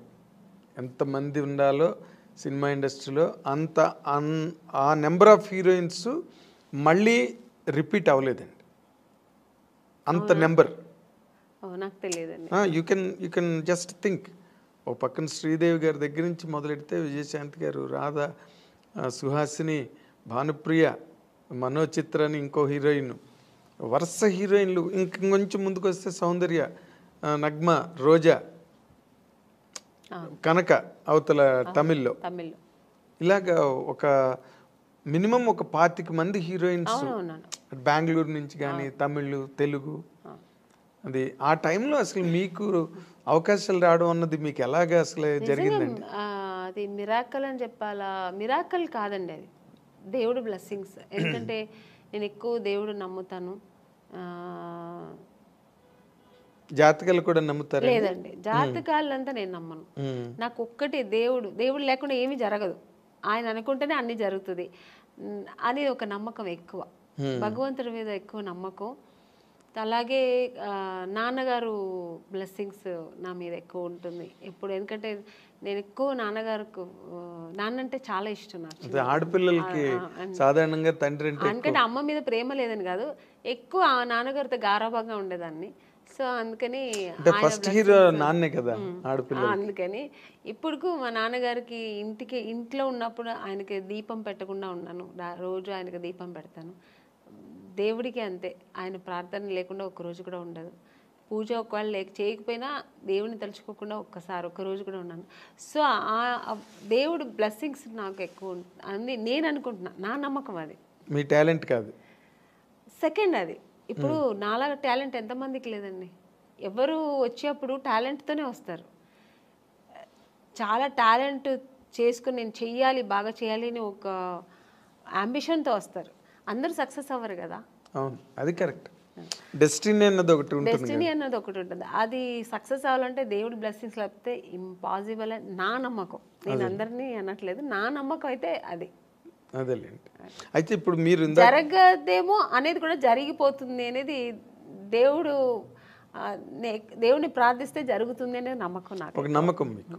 ఒక నమ్మకం. అయితే ఇప్పుడు మీరు ఇందాక చెప్పినట్టుగా ఇంతమంది హీరోయిన్లు, ఓ పెద్ద సర్కిల్ ఆఫ్ హీరోయిన్స్ మధ్యలో ఆమని గారు కెరీర్ స్టార్ట్ అయినప్పుడు కానీ మీరు చెప్పినప్పుడు మీనా గారు, మీనా, రోజా గారు, అవును, రమ్యకృష్ణ గారు, సౌందర్య సౌందర్య, వీళ్ళందరూ మీరు చూస్తే ఎంత పెద్ద పెద్ద హీరోయిన్స్ మధ్యలో నేను కూడా ఉన్నానంటే అది ఓన్లీ నా టాలెంట్ ఒకటే కాదు, దేవుడు బ్లెస్సింగ్స్ కూడా. నేను కూడా అంటే అసలు వాళ్ళకి వచ్చిన కన్నా మంచి మాస్టర్ పీస్ ఇట్లు మీకు వచ్చాయి. ఒక మిస్టర్ పెళ్ళం కానీ, ఒక శుభలగ్నం, మంచి క్యారెక్టర్స్ చేశాను నేను. స్టార్డమ్ అనేది పక్కన పెడితే పెద్ద పెద్ద స్టార్స్ నేను చేయకపోయి ఉండొచ్చు, బట్ మంచి మంచి డైరెక్టర్స్, పెద్ద పెద్ద స్టార్ డైరెక్టర్స్తో చేశాను. అవును, అంటే బాపు గారు పేరు చెప్తేనే తెలియని ఎవరు ఉంటారు. బాపు గారి సినిమానా, పైగా ఆయన సినిమాల్లో హీరోయిన్స్ బాగా అవును ఫ్రేముల్లాగా గీసి మరి అందంగా చూపిస్తారు. అందం లేని వాళ్ళు కూడా అందంగా చూపిస్తారు అది ఆయన అన్నమాట. అలాగే కె విశ్వనాథ్ గారు, కె రాఘవేంద్రరావు గారు, దాసినారాయణరావు గారు, కృష్ణారెడ్డి గారు, ఇలాంటి వాళ్ళు డైరెక్టర్స్ అంతా చేసే అవకాశం, మంచి మంచి క్యారెక్టర్స్ చేసే అవకాశం, అది నా గాడ్ గ్రేస్. అదే ఇందాక ఇప్పుడు మీరు ఇంతమంది హీరోయిన్ లిస్ట్లో మీకు బాగా క్లోజ్ ఫ్రెండ్స్ అని చెప్పుకునే వాళ్ళు ఎవరండి? నాకు ఎందుకంటే మీకు ఆ ఫ్రెండ్షిప్ అన్న యాంగిల్ చాలా తక్కువ. అవునండి, నేను ఎక్కువ ఫ్రెండ్స్ ఎక్కువ మెయింటైన్ కాదు, నేను ఎవరితో ఎక్కువ మాట్లాడను కాబట్టి మూవ్ అవ్వను. సో అందుకని నేను ఎక్కువ అలా మూవ్ అయ్యి మాట్లాడే ఒక హీరోయిన్ సౌందర్య గారు. ఎందుకంటే అది ఎలా కనెక్ట్ అయ్యానంటే, అమ్మాయి బెంగళూరు, నేను బెంగళూరు, సో కన్నడ ఇద్దరు బెంగళూరు బాలికలు. తర్వాత ఆ టైంలో మేము దగ్గర 3-4-5 పిక్చర్స్ కలిసి చేసాం మేము. సో చేసినప్పుడు అన్నా చెల్లెలు, అమ్మ దొంగ ఇలా చేసామన్నమాట. అది చేసినప్పుడు మేమిద్దరు ఆల్మోస్ట్ మా కాంబినేషన్ ఉండేది, ఇద్దరు పక్కన పక్కన కూర్చొని, ఆ అమ్మాయి కూడా ఒక కిడ్ లాగే, ఇంకా వేరే ఏం ఉండదు ఆలోచన. మా కన్నడ సినిమా సాంగ్స్ పాడుకుని, ఆ కన్నడ మాట్లాడడం అనేది అమ్మాయికి నా మీద ఎక్కువ ప్రేమ వచ్చేసింది, నాకు ఆ అమ్మాయి మీద ప్రేమ వచ్చింది. కన్నడ సాంగ్స్ మాట్లాడడం ఇలా కనెక్ట్ అయ్యాం అనమాట. అయ్యి అలాగా తన పర్సనల్స్ నాకు చెప్పుకోవడం, నా పర్సనల్స్ అమ్మాయి చెప్పుకోవడం. ఆఫ్టర్ నేను మ్యారేజ్ చేసుకున్న తర్వాత వాళ్ళ అమ్మగారు ఫోన్ చేసి, ఎలా ఉన్నావు అమ్మని, ఇంత బిజీగా ఉన్నావు, ఎలా ఇంట్లో కూర్చున్నావు అనేవారు. ఆ అమ్మాయి కూడా నన్ను షూటింగ్ స్పాట్కి రమ్మని పిలిచేది. తను ఓన్ సినిమా తీశారు వాళ్ళ బ్యానర్లో. అప్పుడు ఇక్కడ బ్రదర్ అమరు, అవును, రామని నాకు బోర్ కొడుతుంది, ఒంటరిగా ఉన్నాను అని, ఎక్కడో మైసూరు దగ్గర సోమనాథ్పూర్ అని షూటింగ్లో నేను వెళ్ళలేకపోయాను, వస్తానని చెప్పాను. సో అలా చాలా దగ్గర ఉండింది. ఆఫ్టర్ మ్యారేజ్ తర్వాత కూడా నేను ఫ్రెండ్షిప్ కంటిన్యూ అయిందంటే ఒక సౌందర్య. తన నాన్నగారు పోయినప్పుడు కూడా నాకు ఫోన్ చేసి ఓన్లీ ఏడ్ చేసి, నువ్వు ఇప్పుడు రా, నేను కలవాలి, నీతో మాట్లాడాలి నేను అంటే. టైం అప్పుడు 10 o'clock అయిపోయింది, నేను షూట్ చేసుకుని వచ్చాను హైదరాబాద్లోనే. తను ప్రశాంత్ కుటీర్లో ఉంది, నేను హోటల్లో ఉన్నాను. నేను కూడా ఏదో హోటల్లో ఉన్నాను. చెప్పేదాన్ని వెంటనే కారు వేసుకుని వచ్చాను అనమాట ప్రశాంత్ కుటీర్. వస్తే కూర్చొని, ఎందుకంటే అమ్మాయి సెంటిమెంట్గా ప్రశాంత్ కుటీర్ చాలా ఎంత పెద్ద హీరోయిన్ ప్రశాంత్ కుటీర్లో ఉండేది. ఇప్పుడు మేమందరూ కూడా ఒక స్టేజ్ వచ్చిన తర్వాత హోటల్స్ మారాము, అమ్మాయికి అసలు మారలేదు, ఆ రూమ్ మారలేదు, ఆ ప్రశాంత్ కుటీర్ని వదలలేదు. Vegetarian food. అవును, ప్రశాంత్ కుటీర్ బాగుంటుంది, అది ఒక ఈ హోమ్లీగా ఇల్లు అట్మాస్ఫియర్ ఉంటుంది. సో అక్కడ వెళ్తే అసలు నన్ను హగ్ చేసుకుని బోర్ నేర్చేసింది, చిన్నపిల్లలాగా ఏటి. మా 4 పిల్లర్స్లో ఒక పిల్లర్ వెళ్ళిపోయారు నాన్నగారు, నేను అమ్మ ముగ్గురే ఉన్నాము అమ్మని అని ఏడ్చి, అన్నాను ఏదున్నా ధైర్యంగా ఫేస్ చేయాలి, నువ్వు ఏడవ, నేను తనకు ధైర్యం చెప్పింది, నేను అమ్మాయిలాగే. కానీ ఆ టైంలో అలా ఒకరికొకరు ఆద్దరు చెప్పుకొని అంత క్లోజ్ ఉండేది అన్నమాట అమ్మాయి. కానీ మరి అమ్మాయి పోయింది అలాగా, అప్పుడు అసలు నేను షూట్లో ఉన్నానండి అప్పుడు కూడా, ఆ టైంలో షూట్లో ఉన్నాను నేను. చెప్తే నేను నమ్మలేదు, సౌందర్య అని వేరే ఎవరైనా చెప్తున్నారు, సౌందర్య ఎలా పోతుందండి, ఎందుకు పోతుంది అన్నాను. అసలు నమ్మలేదు నేను. అసలు ఇలా కెమెరా పెట్టి ఇలా సౌందర్య గారు పోయారంటే ఇంక నాకు పక్కన మనుషులు ఉన్నారని ఏడ్చేసానండి. ఎవరి దగ్గర ఉందో ఆ క్లిప్పింగ్స్ తెలియదు కానీ చూసారంటే చాలా ఘోరంగా ఉంటుంది. చిన్న పిల్లలాగా ఏడ్చేసాను నేను. నాకు మాటలు రావట్లేదు. నాకు ఒక షాక్ లాగా అయిందనమాట. ఆ అమ్మాయి పోవడం ఏంటి అసలు. ఆ తర్వాత అసలు నేను దేవుడి దగ్గర నిజంగా నేను ఇది ట్రూ అండి, నేనైతే దేవుడి దగ్గర ఒక్కటే వేడుకున్నా, నన్ను తీసుకెళ్ళొచ్చు కదా అమ్మాయిని ఉంచేసి అనిపించింది ఆ టైంలో. అలా ఏడ్చేసాను నేను. సో చాలా మంచి అమ్మాయి కూడా, అమ్మాయి ఒక మంచి అమ్మాయి, పర్సనల్గా అన్ని విషయాల్లో చాలా మంచి అమ్మాయి. ఆ టైంలో అలా ఫీల్ అయ్యాను అనమాట. ఇప్పుడు ఆ అమ్మాయిని తలుచుకున్న రోజు ఉండదు నాకు. ఎప్పుడైనా సినిమాలు వస్తే తన సినిమాలు చూస్తుంటే ఏడుపు వచ్చేస్తుంటుంది. నేననే కాదండి, అందరికీ సౌందర్య అంటే చాలా ఇష్టం. ఎందుకంటే అమ్మాయి ఎప్పుడు ఎవరిని ఒక్క మాట కామెంట్ చేయడం కానీ లేకపోతే ఇంకోళ్ళని క్రిటిసైజ్ చేయడం కానీ ఉండదండి. ఆల్మోస్ట్ మీలాగే మీ ఇద్దరు కనుక త్రాసులు వేస్తే అలాగే మంచి మంచి క్యారెక్టర్స్ చేసింది, మంచి ఆర్టిస్ట్, ఒక అమూర్ లాంటి సినిమా చేసింది, మంచి మంచి సినిమాలు వేసింది అలా. కానీ అమ్మాయి ఒక మంచి లైఫ్ చూడలేకపోయింది కదా అనిపించింది. వాస్ షీ హ్యాపీ అండి బిఫోర్ మ్యారేజ్ ఆల్సో? హ్యాపీ అండి. అమ్మాయి చల్లిమ యాక్చువల్గా అమ్మాయికి అలా ఉండడం ఇష్టం. సినిమా ఇంట్రెస్ట్ తక్కువ అండి. తను నాన్నగారు చెప్పారని హీరోయిన్ అయింది, కానీ తర్వాత తనకి ఇంట్రెస్ట్ వచ్చి తర్వాత చేసింది, అది వేరు. తన ఇష్టం ఏంటంటే మామూలు మన ఒక లైఫ్ ఉంది కదా, మ్యారేజ్ చేసుకోవాలి, మనం మామూలు ఒక సామాన్య మనుషులాగా ఉండాలని, హౌస్ వైఫ్ లాగా మన అందరిలా ఉండాలని చాలా ఇష్టపడేది నాకు తెలుసు అమ్మాయి. అలాంటి ఒక లైఫ్ ఆ అమ్మాయి అనుభవించకుండా వెళ్ళిపోయింది. సినిమాలో ఒక అంత ఎదిగిన అమ్మాయి ఒక పర్సనల్ లైఫ్ అనుభవించకుండా వెళ్ళిపోయింది అనేది తలుచుకుంటే చాలా బాధ. అదే జగపతి బాబుని చేసుకుంటుందని ఒక టైంలో లేదండి. అసలు ఆ జగపతి బాబు గారికి ఆ థాట్ లేదు. ఆయనకు ఆల్రెడీ మ్యారేజ్ అయ్యి పిల్లలు ఉన్నారు. ఆయన అలా లేదు. జగపతి బాబు గారికి సౌందర్య అంటే రెస్పెక్ట్, అట్ ఎ టైం ఆయనకు చాలా ఇష్టం కూడా అమ్మాయి అంటే. ఆర్టిస్ట్గా మంచి ఆర్టిస్టు, వాళ్ళు బ్యానర్లో చాలా చేసిన సినిమా 2-3 సినిమాలు ఏదో చేసింది అనుకో. సో అంతే తప్ప అలాంటివి లేదు.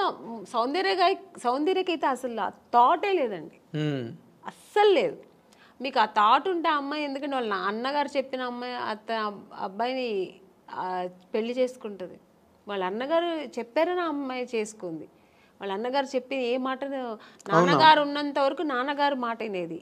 చిన్నపిల్లలాగే అండి వాళ్ళ ఇంట్లో. నెక్స్ట్ అమ్మకి కూతురులాగే ఉండేది తప్ప చెల్లెలాగా ఉండేది కాదు. అమ్మరు ఏం చెప్తే అది వినేది.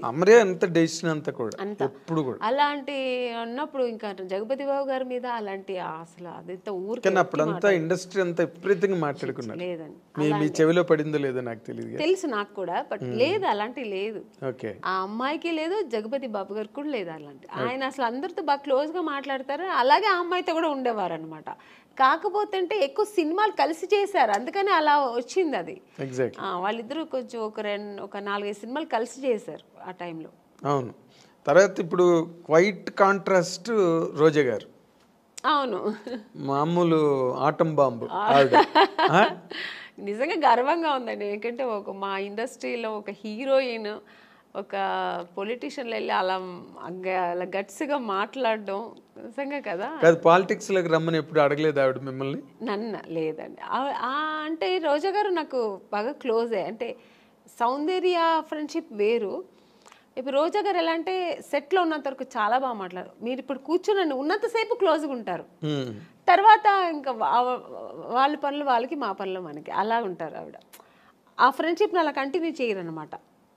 ఇప్పుడు అదే మళ్ళీ ఇళ్ళకెళ్ళి ఫోన్లు మాట్లాడుకోవడం కానీ, ఎలా ఉన్నావు, మళ్ళీ మెసేజ్లు, ఇప్పుడంతా ఫోన్లు వచ్చాయి, మెసేజ్లు పెట్టడం కానీ నేను పెడుతూ ఉంటాను, గుడ్ మార్నింగ్ మెసేజ్లు అన్నీ. తను దానికి రిప్లై చేస్తుంటుంది తప్ప పెద్దగా తను ఇంకా అంటే ఉన్న బిజీ అలాగా ఆవిడ. అంతే కదా, చాలా బిజీ కదండి ఆవిడ పనులు చేసుకోవడానికి కూడా టైం ఉండదు. ఇంకా మాకు మెసేజ్ లేకుండా పెడుతూ కూర్చుంటారు చెప్పండి. సో అంతే కానీ ఆ ఫ్రెండ్షిప్ లేదని కాదు, టైం లేదు ఆవిడకి. ఫస్ట్ ఆఫ్ ఆల్ ఎప్పుడు బిజీ ఉంటుందండి. ఇప్పుడే కాదు, హీరోయిన్గా ఉన్నప్పుడు చూసారంటే తమిళ్లో బిజీ, తెలుగులో బిజీ, కన్నడలో సినిమాలు చేసేది రోజా గారు. ఫుల్ బిజీగానే ఉండేవారు ఆవిడ. దాని తర్వాత ఇంకా పాలిటిక్స్కి వచ్చి ఈవెంట్స్ చేసేవారు, ఎప్పుడు బిజీగా ఉంటారండి. అవును. అంటే మీ ఇద్దరు మామూలుగా పాలిటిక్స్ గురించి మాట్లాడుకోవడం అలాంటివి ఉండవు? లేదు, నాకు అసలు పాలిటిక్స్ అంత నాలెడ్జ్ లేదు, నాకేం తెలీదు. ఊరికే చూస్తుంటాను అంతే. ఎవరిదో కాదు, రోజా గారు అలా మాట్లాడుతున్నప్పుడు మీరు విని ఏంటి అలా మాట్లాడుతున్నావు ఏంటి అసలు ఏం అండం గట్ట అంటే అలా మాట్లాడాలేమో మరి, అది నాకు తెలియదు మరి. అంటే పాలిటిక్స్కి వెళ్తే అలా ఉండాలేమో, అలా ఫైర్ బ్రాండ్ అలా లేకపోతే ఇంకా అదే. ఇప్పుడు మన సినిమాలో మనం నటించడం ఎలాగో అలాగా అలా మాట్లాడడం అదొక నటన. ఎగ్జాక్ట్లీ, అదొక పాత్ర పోషణ. నటన అనడం కన్నా అదొక క్యారెక్టర్, దాన్ని పోషించాలి అక్కడ. అయితే మీ కెరీర్లో ఫస్ట్ ఇన్నింగ్స్ అంతా బాగా సక్సెస్ఫుల్గా ఉన్నారు, సెకండ్ ఇన్నింగ్స్లో కూడా కంఫర్టబుల్గా ఉన్నారు. మీకంటూ అసంతృప్తులు ఏం లేవండి కెరీర్లో ఇన్ జనరల్గా? అంటే మనిషి అన్న వాళ్ళకి మనం ఎంత సక్సెస్ఫుల్గా ఉన్న కెరీర్లో కొన్ని ఎక్కడో తెలియని పాయింట్లో కొన్ని డిసాటిస్ఫాక్షన్స్ అలా మిగిలిపోతాయి. అలాంటివి ఏమైనా ఉన్నాయా? లేదు, ఐఎమ్ హ్యాపీ అండి, కంప్లీట్లీ. నేను హీరోయిన్ అవ్వాలనుకున్నా, అయ్యాను. నేను అనుకోకున్న పాత్రలన్నీ నేను చేశాను. ఇప్పటికీ శుభలగ్నం అంటే శుభలగ్నం, మావి చిగురు, శుభ సంకల్పం, మిస్టర్ పెళ్ళాం, ఇలాంటి సినిమాలన్నీ చేస్తానని నేను ఎప్పుడు లైఫ్లో అనుకోలే. మామూలుగా హీరోయిన్స్ అంటే ఏంటి, 4 సాంగ్స్ ఉంటాయి, హీరో పక్కన రెయిన్ సాంగ్ ఒకటి ఉంటుంది, స్విమ్ సూట్ ఒకటి ఉంటుంది, సీషోర్ సాంగ్ ఒకటి ఉంటుంది, మళ్ళీ ఏదో రొమాన్స్ ఉంటుంది, ఇలాగే అనుకుంటాం కదా. అలా కాకుండా ఇప్పుడున్న జనరేషన్ కూడా, మేడం మీరు ఆ సినిమా చేశారు కదా, చాలా బాగుంటుంది మేడం, మొగుడు నమ్మేస్తారు కదా, శుభలగ్నం మేడం, క్లాసిక్స్ కదా అవి, క్లాసిక్స్, మిస్టర్ పెళ్ళాం, ఇలాంటి సినిమాలు కమల్ హాసన్ గారు చేశారు కదండి. మొన్న ఎప్పుడు చెన్నైలో షాపింగ్ వెళ్ళానండి. ఆ షాపింగ్ ఓనర్ వచ్చి తెలుగు ఆయన. ఫస్ట్ నేను ఏదో మేకప్ థింగ్స్ వెతుకుతున్నాను, మీరు మేకప్ ఆర్టిస్ట్ అండి అన్నారు. అండ్ నేను మామూలు వితౌట్ మేకప్లో వెళ్ళాను. నేను మేకప్ ఆర్టిస్ట్ కాదండి, నాకు మేకప్ థింగ్స్ అంటే. తర్వాత ఆయన కొంచెంసేపు అయిన తర్వాత, కాసేపు తర్వాత ఆయన గుర్తుపెట్టాడు, మీరు ఆమ్ని గారు కదండి. బాబాయ్ ఏంటండి ఇలా సన్నబడిపోయారు అన్నారు. సన్నగా ఉంటేనే అండి మళ్ళీ ఛాన్స్ దొరుకుతాయి, లేదంటే దొరకదు, లావ్ అయిపోతే ఎలాగా అన్నాను. అప్పుడు అన్నారు, మేడం మీరు అసలు మిస్టర్ పెళ్ళాం ఏం యాక్టింగ్ అండి అంటే, కొంతమందికి మిస్టర్ పెళ్ళాం నచ్చుతుంది, కొంతమందికి శుభలగ్నం నచ్చుతుంది. అలా డిఫరెంట్ రోల్స్ నేను చేసే అవకాశాలు నాకు. సో ఎక్కడ అసంతృప్తి అన్నది ఎక్కడ లేదు. అంటే అసంతృప్తి అంటే అది చేద్దాం అనుకుని నేను చేయలేపాను, లేకపోతే ఒకరితో చేద్దాం అనుకుని ఆ కాంబినేషన్ ఇప్పటికీ ఉందండి అది అసంతృప్తి. ఇప్పుడు మన శ్రీదేవి గారు చేశారు దాన్ని, మన మీండం కోకిల, అది వసంత కోకిల, ఆ క్యారెక్టర్ నాకు చేయాలని ఉంది, మిగిలిపోయింది కదా. ఇప్పుడు మళ్ళీ చేయలేము ఆ క్యారెక్టర్ చేయాలంటే. అవును, ఆ స్టేజ్ ఆ ఏజ్ దాటిపోయింది. అవును, అది అలాంటి సినిమా. అలాగే ఇప్పుడు రీసెంట్గా మనం బాహుబలిలో మన రమ్యకృష్ణ గారు అసలు ఎక్సలెంట్ క్యారెక్టర్ కదా అది. సో అలాంటి క్యారెక్టర్లతో దొరికితే నేను చేయాలి అనిపిస్తుంటుంది. ఆర్టిస్ట్కి ఎప్పుడు అసంతృప్తి, తృప్తి అనేది ఉండదు. ఈ క్యారెక్టర్ నేను చేయాలి, ఆ క్యారెక్టర్ నేను చేయాలి, అన్ని నేనే చేయాలి, అది కామన్ గా ఉండే తప్ప. బట్ నేను అనుకోని క్యారెక్టర్స్ కూడా నేను చేశాను కదా. అది ఇప్పుడు శుభలగ్నం అని నేను అనుకోలేదు, ఊహించిన క్యారెక్టర్స్ అవన్నీ. సో ఒక పక్కన ఆ సంతోషం కూడా ఉంది. కానీ మీరు అంతమందితో చేశారు కానీ ఒక్కళ్ళతో మిస్ అయ్యారు. తెలుసండి మీరు ఎవరిని అడుగుతున్నారని. ఎవరు చెప్పండి? మా మెగాస్టార్ చిరంజీవి గారు. అదొక్క అసంతృప్తి ఉందండి, ఆర్టిస్ట్గా అదొక్కటి ఉంది. ఎందుకంటే ఆ టైంలో ఆయనతో చేయడానికి అవకాశం రాని హీరోయిన్ మీరు ఒక్కరే. సౌందర్య చేసింది వచ్చిందండి, నాకు అవకాశం రాలేదు. నేను ఎప్పుడు ఆయన్ని జపిస్తూ ఉండేదాన్ని కదా, ఎలా దేవుడిని జపించేదాన్నో అలాగా. నేను చిన్నప్పుడు స్కూల్కి వెళ్ళే టైంలో ఆయన మన రాధా గారి సినిమాలు, విజయశాంతి గారు పక్కన చేసే సినిమాలని ఎక్కువ చూసేదాన్ని. నాకు అక్కడే నేను చిరంజీవి గారు ఫ్యాన్ అయ్యాను. అసలు ఆ చిరంజీవి గారు అంటే ఇంకా పిచ్చి, సినిమా ఎంత పిచ్చో అంతే పిచ్చి నాకు చిరంజీవి గారు అంటే. ఇంకా నేను నా రొమాన్స్, నేను సాంగ్ ఏదో నేను డ్రీమ్లో ఇలా ఊహిస్తున్నంటే అది చిరంజీవి గారు పక్కన హీరోయిన్ తీసి మీరు వెళ్ళిపోతారు. నేను వెళ్ళిపోయేదాన్ని ఇలా నేను అక్కడ చేస్తే ఎలా ఉంటుందని అలా వెళ్ళిపోయేదాన్ని. సో అలా ఒక డ్రీమ్ నాకు ఉండేదన్నమాట. అది నాకు నిజమైంది కూడా. నాకు నిజంగా దొరుకుతుంది అనుకోలేదు. బట్ నాకు ఆఫ్టర్ శుభలగ్నం రిక్షావాడు సినిమా, ఆ సినిమాకి నేను ఫస్ట్ అడిగారనమాట, డేట్స్ కూడా తీసుకున్నారు. మళ్ళీ ఒక షూట్కి వెళ్ళాక ఇంకా 15 days ఉన్నప్పుడు నేను చిరంజీవి గారితో మాట్లాడాను కూడా. నేను ఆ టైంలో షూట్కి వెళ్తున్నా అన్నీ తెలుసు, సౌందర్యకి తెలుసు. సౌందర్య కూడా చాలా హ్యాపీ, ఎందుకంటే సౌందర్య కూడా ఉంది ఆ సినిమాలో. నేను సౌందర్య ఇద్దరు చాలా హ్యాపీ. మేము మన ఇద్దరు మళ్ళీ కలిసి చేస్తున్నామే అని. నేను బెంగళూరు షూట్కి వెళ్తే తను ఫోన్ చేసింది నాకు. ఆఫ్టర్ 15 days తర్వాత 1 week తర్వాత ఏమైందో తెలియదండి.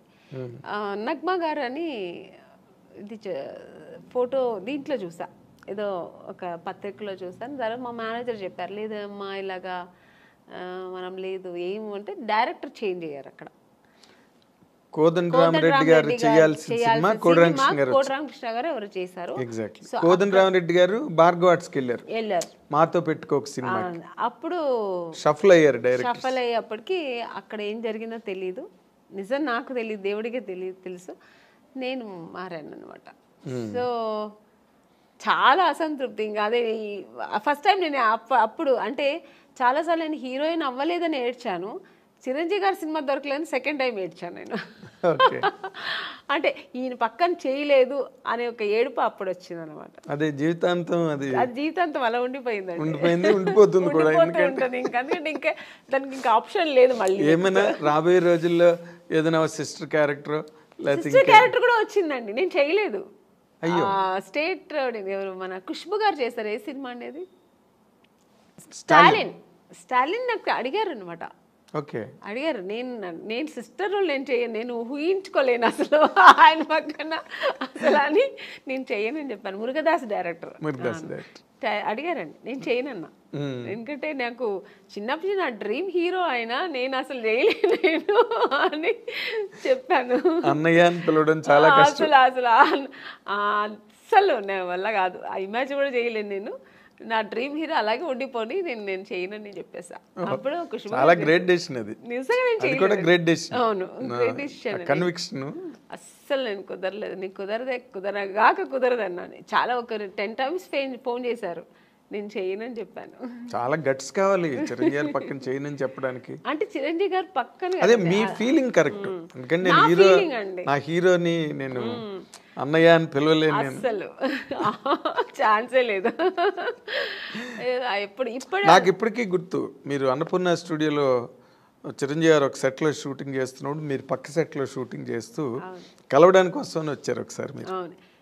ఇప్పుడు రీసెంట్గా మన కే విశ్వనాథ్ గారు ఫంక్షన్ జరిగింది, ఆయన పోయిన తర్వాత శ్రద్ధాంజలి చేసి. అప్పుడు ఆ ఫంక్షన్ నేను వెళ్ళాను, ఎందుకంటే నేను ఆయన సినిమా చేశాను కదా, శుభ సంకల్పం. అప్పుడు చిరంజీవి గారు మెయిన్ అక్కడ వచ్చారు.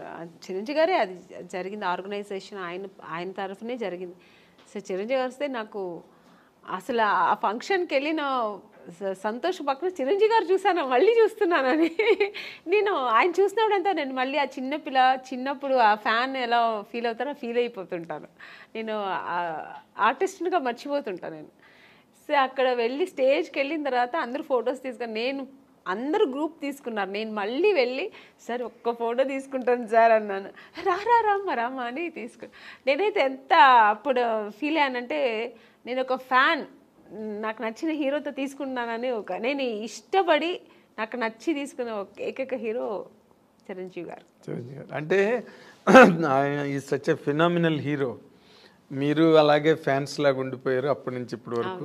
ఇప్పుడు మళ్ళీ కొత్త జనరేషన్ తీసుకుంటున్నాను.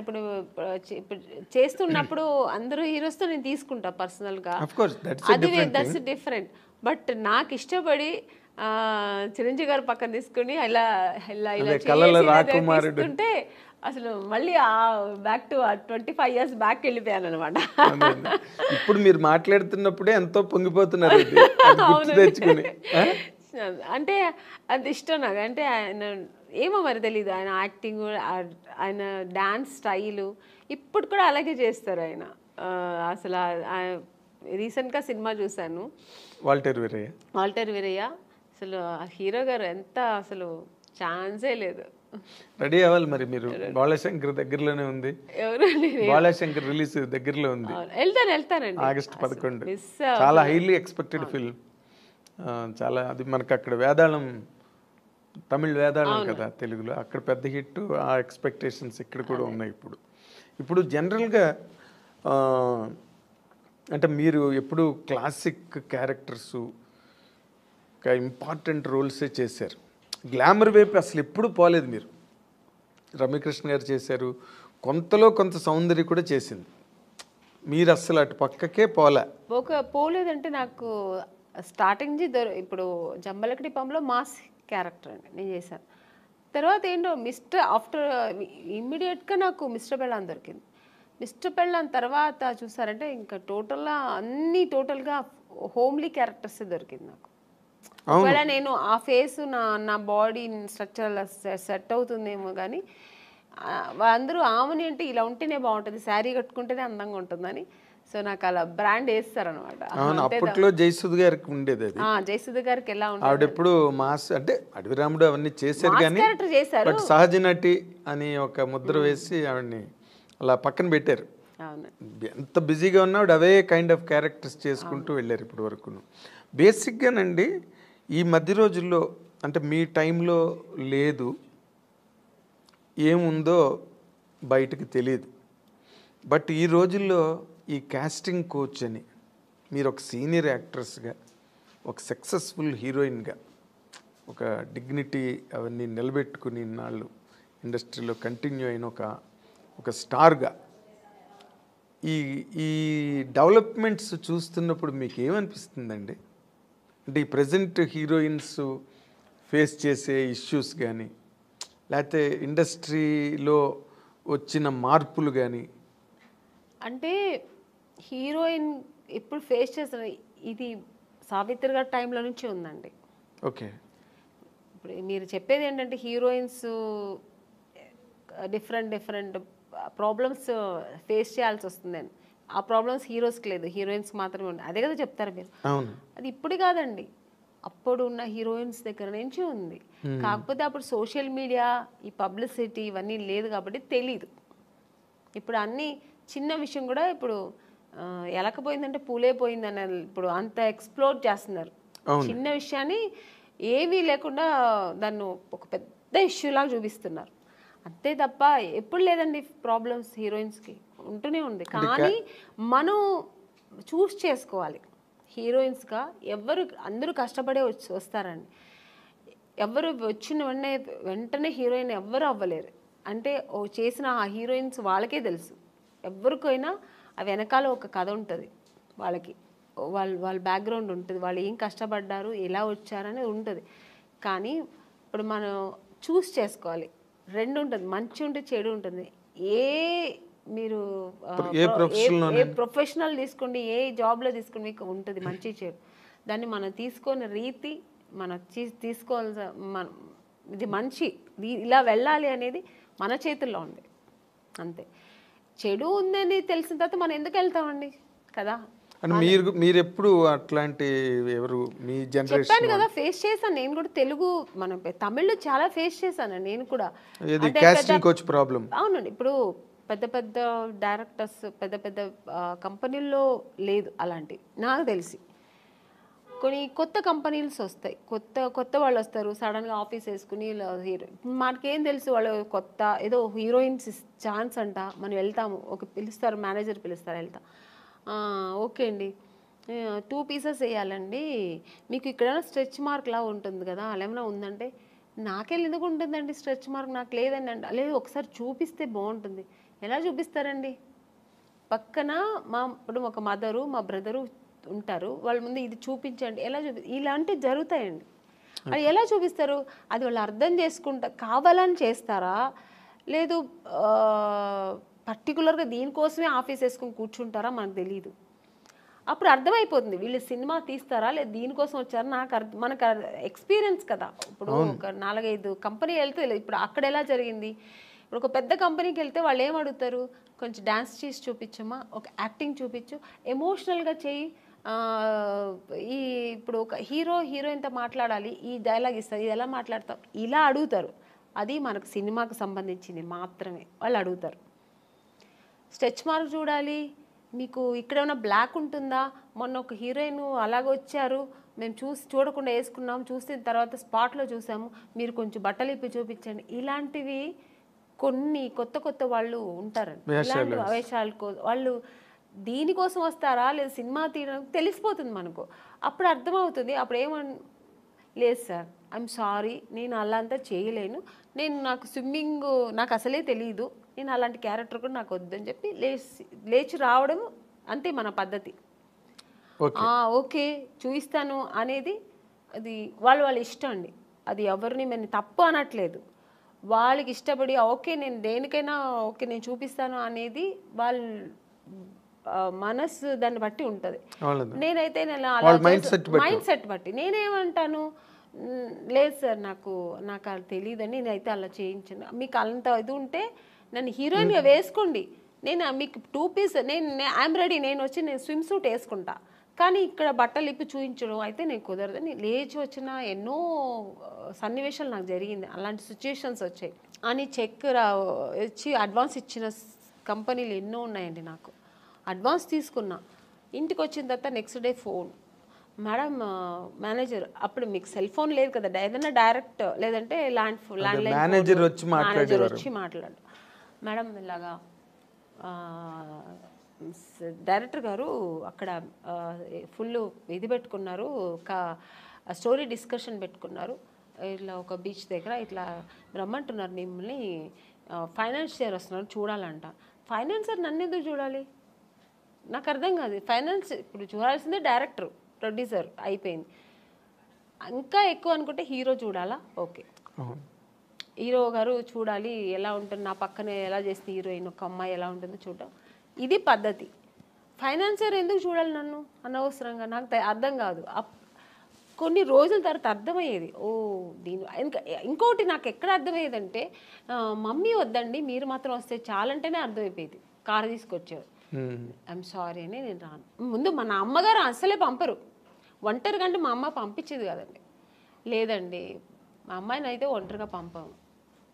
మా అమ్మ ఒక్కటే అన్నదండి, సినిమా హీరోయిన్ అవ్వాలా అనుకున్నావు, నాన్నగారి దగ్గర పర్మిషన్ తీసుకుని వచ్చాము, లేదు అప్పుడు ట్రై చేస్తున్నాం, అప్పుడు ట్రై చేసే టైంలో ఓకే దొరికితే చేద్దాం, లేదంటే ఉంది మనకు బెంగళూరులో మాకు ఇల్లు ఉంది, హ్యాపీగా అక్కడ వెళ్ళి జాబ్ చేసుకో, లేదు చదువు పెళ్లి చేస్తానో చేస్తా, ఇన్ని ఆప్షన్ ఉన్నప్పుడు మనకు అనవసరం.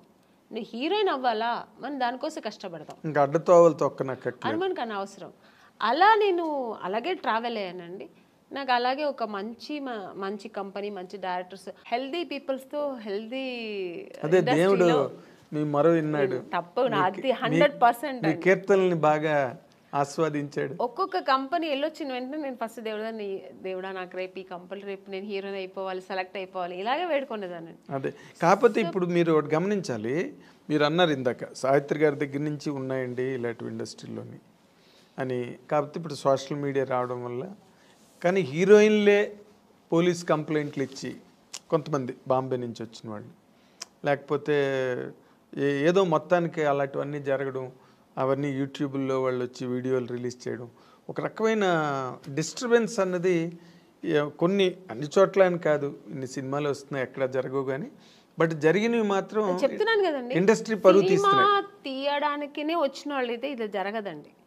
ఇంకా వేరే థాట్స్ మీద వస్తారండి కొంతమంది, ఇక్కడ హీరోయిన్లు ఉంటారు, ఇలా ఉంటారు, మనం ఇది సినిమా తీస్తూ ఇది కూడా చేయొచ్చు అనే వాళ్ళు కొంతమంది వస్తారు, అక్కడ ఇలాంటి తప్పులు జరుగుతాయి. ఓన్లీ సినిమాని నమ్ముకొని సినిమాని లవ్ చేసి ఒక సినిమా మనకు ఇండస్ట్రీలో ఈ ప్యాషన్తో వచ్చేవాళ్ళు, కళాకారులుగా వచ్చేవాళ్ళు ఎప్పుడు ఈ తప్పులు అక్కడ ఈ తప్పులు జరగదండి. వేరే థాట్స్ కూడా ఉంటాయి చూడండి దాంతోపాటు, లేదంటే ఆ థాట్స్ మాత్రమే అనుకొని వస్తారు కదా, అక్కడ ఈ తప్పులు జరుగుతాయి. సో అక్కడ కొంతమందికి ఇలా జరుగుతాయి. అవును. తర్వాత మీటూ అనేది కూడా, అలాగే ఆడవాళ్ళు కూడా అండి, ఏ హీరోయిన్ కూడా మనం ఇలా అయిపోవాలి, చెడుగానే ఉండాలి, చెడు దారి తొక్కాలని ఎవ్వరు రారండి. అందరూ ఒక డ్రీమ్తో వస్తారు. ఏ అమ్మాయి అయినా సరే నేను ఒక హీరోయిన్ అవ్వాలి, ఎవరికి ఆశ అందరికీ సొంతం కదండి. నేను కూడా శ్రీదేవి గారి లాగా కావాలి, నేను కూడా ఒక నగ్మా గారి లాగా కావాలి, నేను కూడా ఒక విజయశాంతి గారు లాగా నేను కూడా ఈ సినిమా ఇండస్ట్రీలో అవ్వాలని అనుకోవడం తప్పలేదు. అందరూ ఆశతోనే వస్తారు కదా. సక్సెస్ అయ్యేది కొంతమంది, సక్సెస్ అవ్వకుండా వెనక్కి తిరిగిపోవడం కొంతమంది. ఆ టైంలో కొంతమంది ఇలా జరిగితే దానికి పాప వాళ్ళు ఏం చేస్తారండి, నమ్మకం, ఒకవేళ మనం హీరోయిన్ అయిపోతామేమో అని ఒక నమ్మకంతో కొన్ని తప్పులు జరిగిపోవచ్చేమో, నాకు తెలీదు మరి. అలాంటప్పుడు కొంచెం ఇలా వాళ్ళు లైఫ్లో ఇలా మిస్ అవుతుంటాయి. అవును, మీటూ అనేది కూడా చాలా పెద్ద మూమెంట్. తమిళ్లో రేవతి గారు వాళ్ళందరూ కూడా దాన్ని, జయసూద్ గారు ఇక్కడ, ఆ మీటూ అనేది కూడా చాలా పెద్ద రేంజ్లోనే జరిగింది. దానిలో మీరు పార్టిసిపేట్ చేశారు? లేదండి, నేను చెప్పాను, నాకు మా ఇంట్లో నా సమస్యలు ఎక్కువ ఉంటాయి, ప్రాబ్లమ్స్. ఇప్పుడు చాలా మీ ఇల్లే ఒక ఇండస్ట్రీ, నా ఇల్లే ఒక ఇండస్ట్రీ, అదొక మినీ ఇండస్ట్రీలా ఉంటుంది. వాళ్ళ ప్రాబ్లమ్స్ పైగా ఇప్పుడు నాకు 2 పిల్లలు, వాళ్ళ చిన్న పిల్లలు, వాళ్ళని చూసుకోవడం, ఫుల్ బిజీ ఉంటానండి. అసలు నేను ఇంటికి వెళ్తే నా ఫోన్ కొంచెం ఫ్రీగా ఉంది మాట్లాడతానంటే ఇక్కడ షూట్లో ఉన్నప్పుడే, ఇక్కడ కొంచెం ఫ్రీగా ఉంటాను. ఇంటికి వెళ్తే 24 అనేది నాకు 26 అవర్స్ అయినా చాలదండి. ఎందుకంటే నా 2 పిల్లలు ఉన్నారు కదా, కొంచెం హైపర్ యాక్టివ్ ఎక్కువ. వాళ్ళు నా ఫోన్ వాళ్ళ దగ్గర ఉంటుంది, నా దగ్గర ఉండదు. నేను ఆడుకోవాలి, కొంచెం ఫోన్ ఇవ్వమ్మా, కొంచెం ఫోన్ చేసుకోవాలి, నాకు ఏదైనా మిస్డ్ కాల్ ఉంటుంది, కొంచెం ఇవ్వమ్మా, కొంచెం ఈ నాన్న అని నా పిల్లలతో నేను ఆడుకోవాలి. అలా ఉంటుంది. లేదంటే ఆ ఫోన్ ఎక్కడ పడుతుందో నాకు తెలీదు. ఇంకా వాళ్ళ చదువులు, వాళ్ళ స్కూల్ తీసుకెళ్ళడం.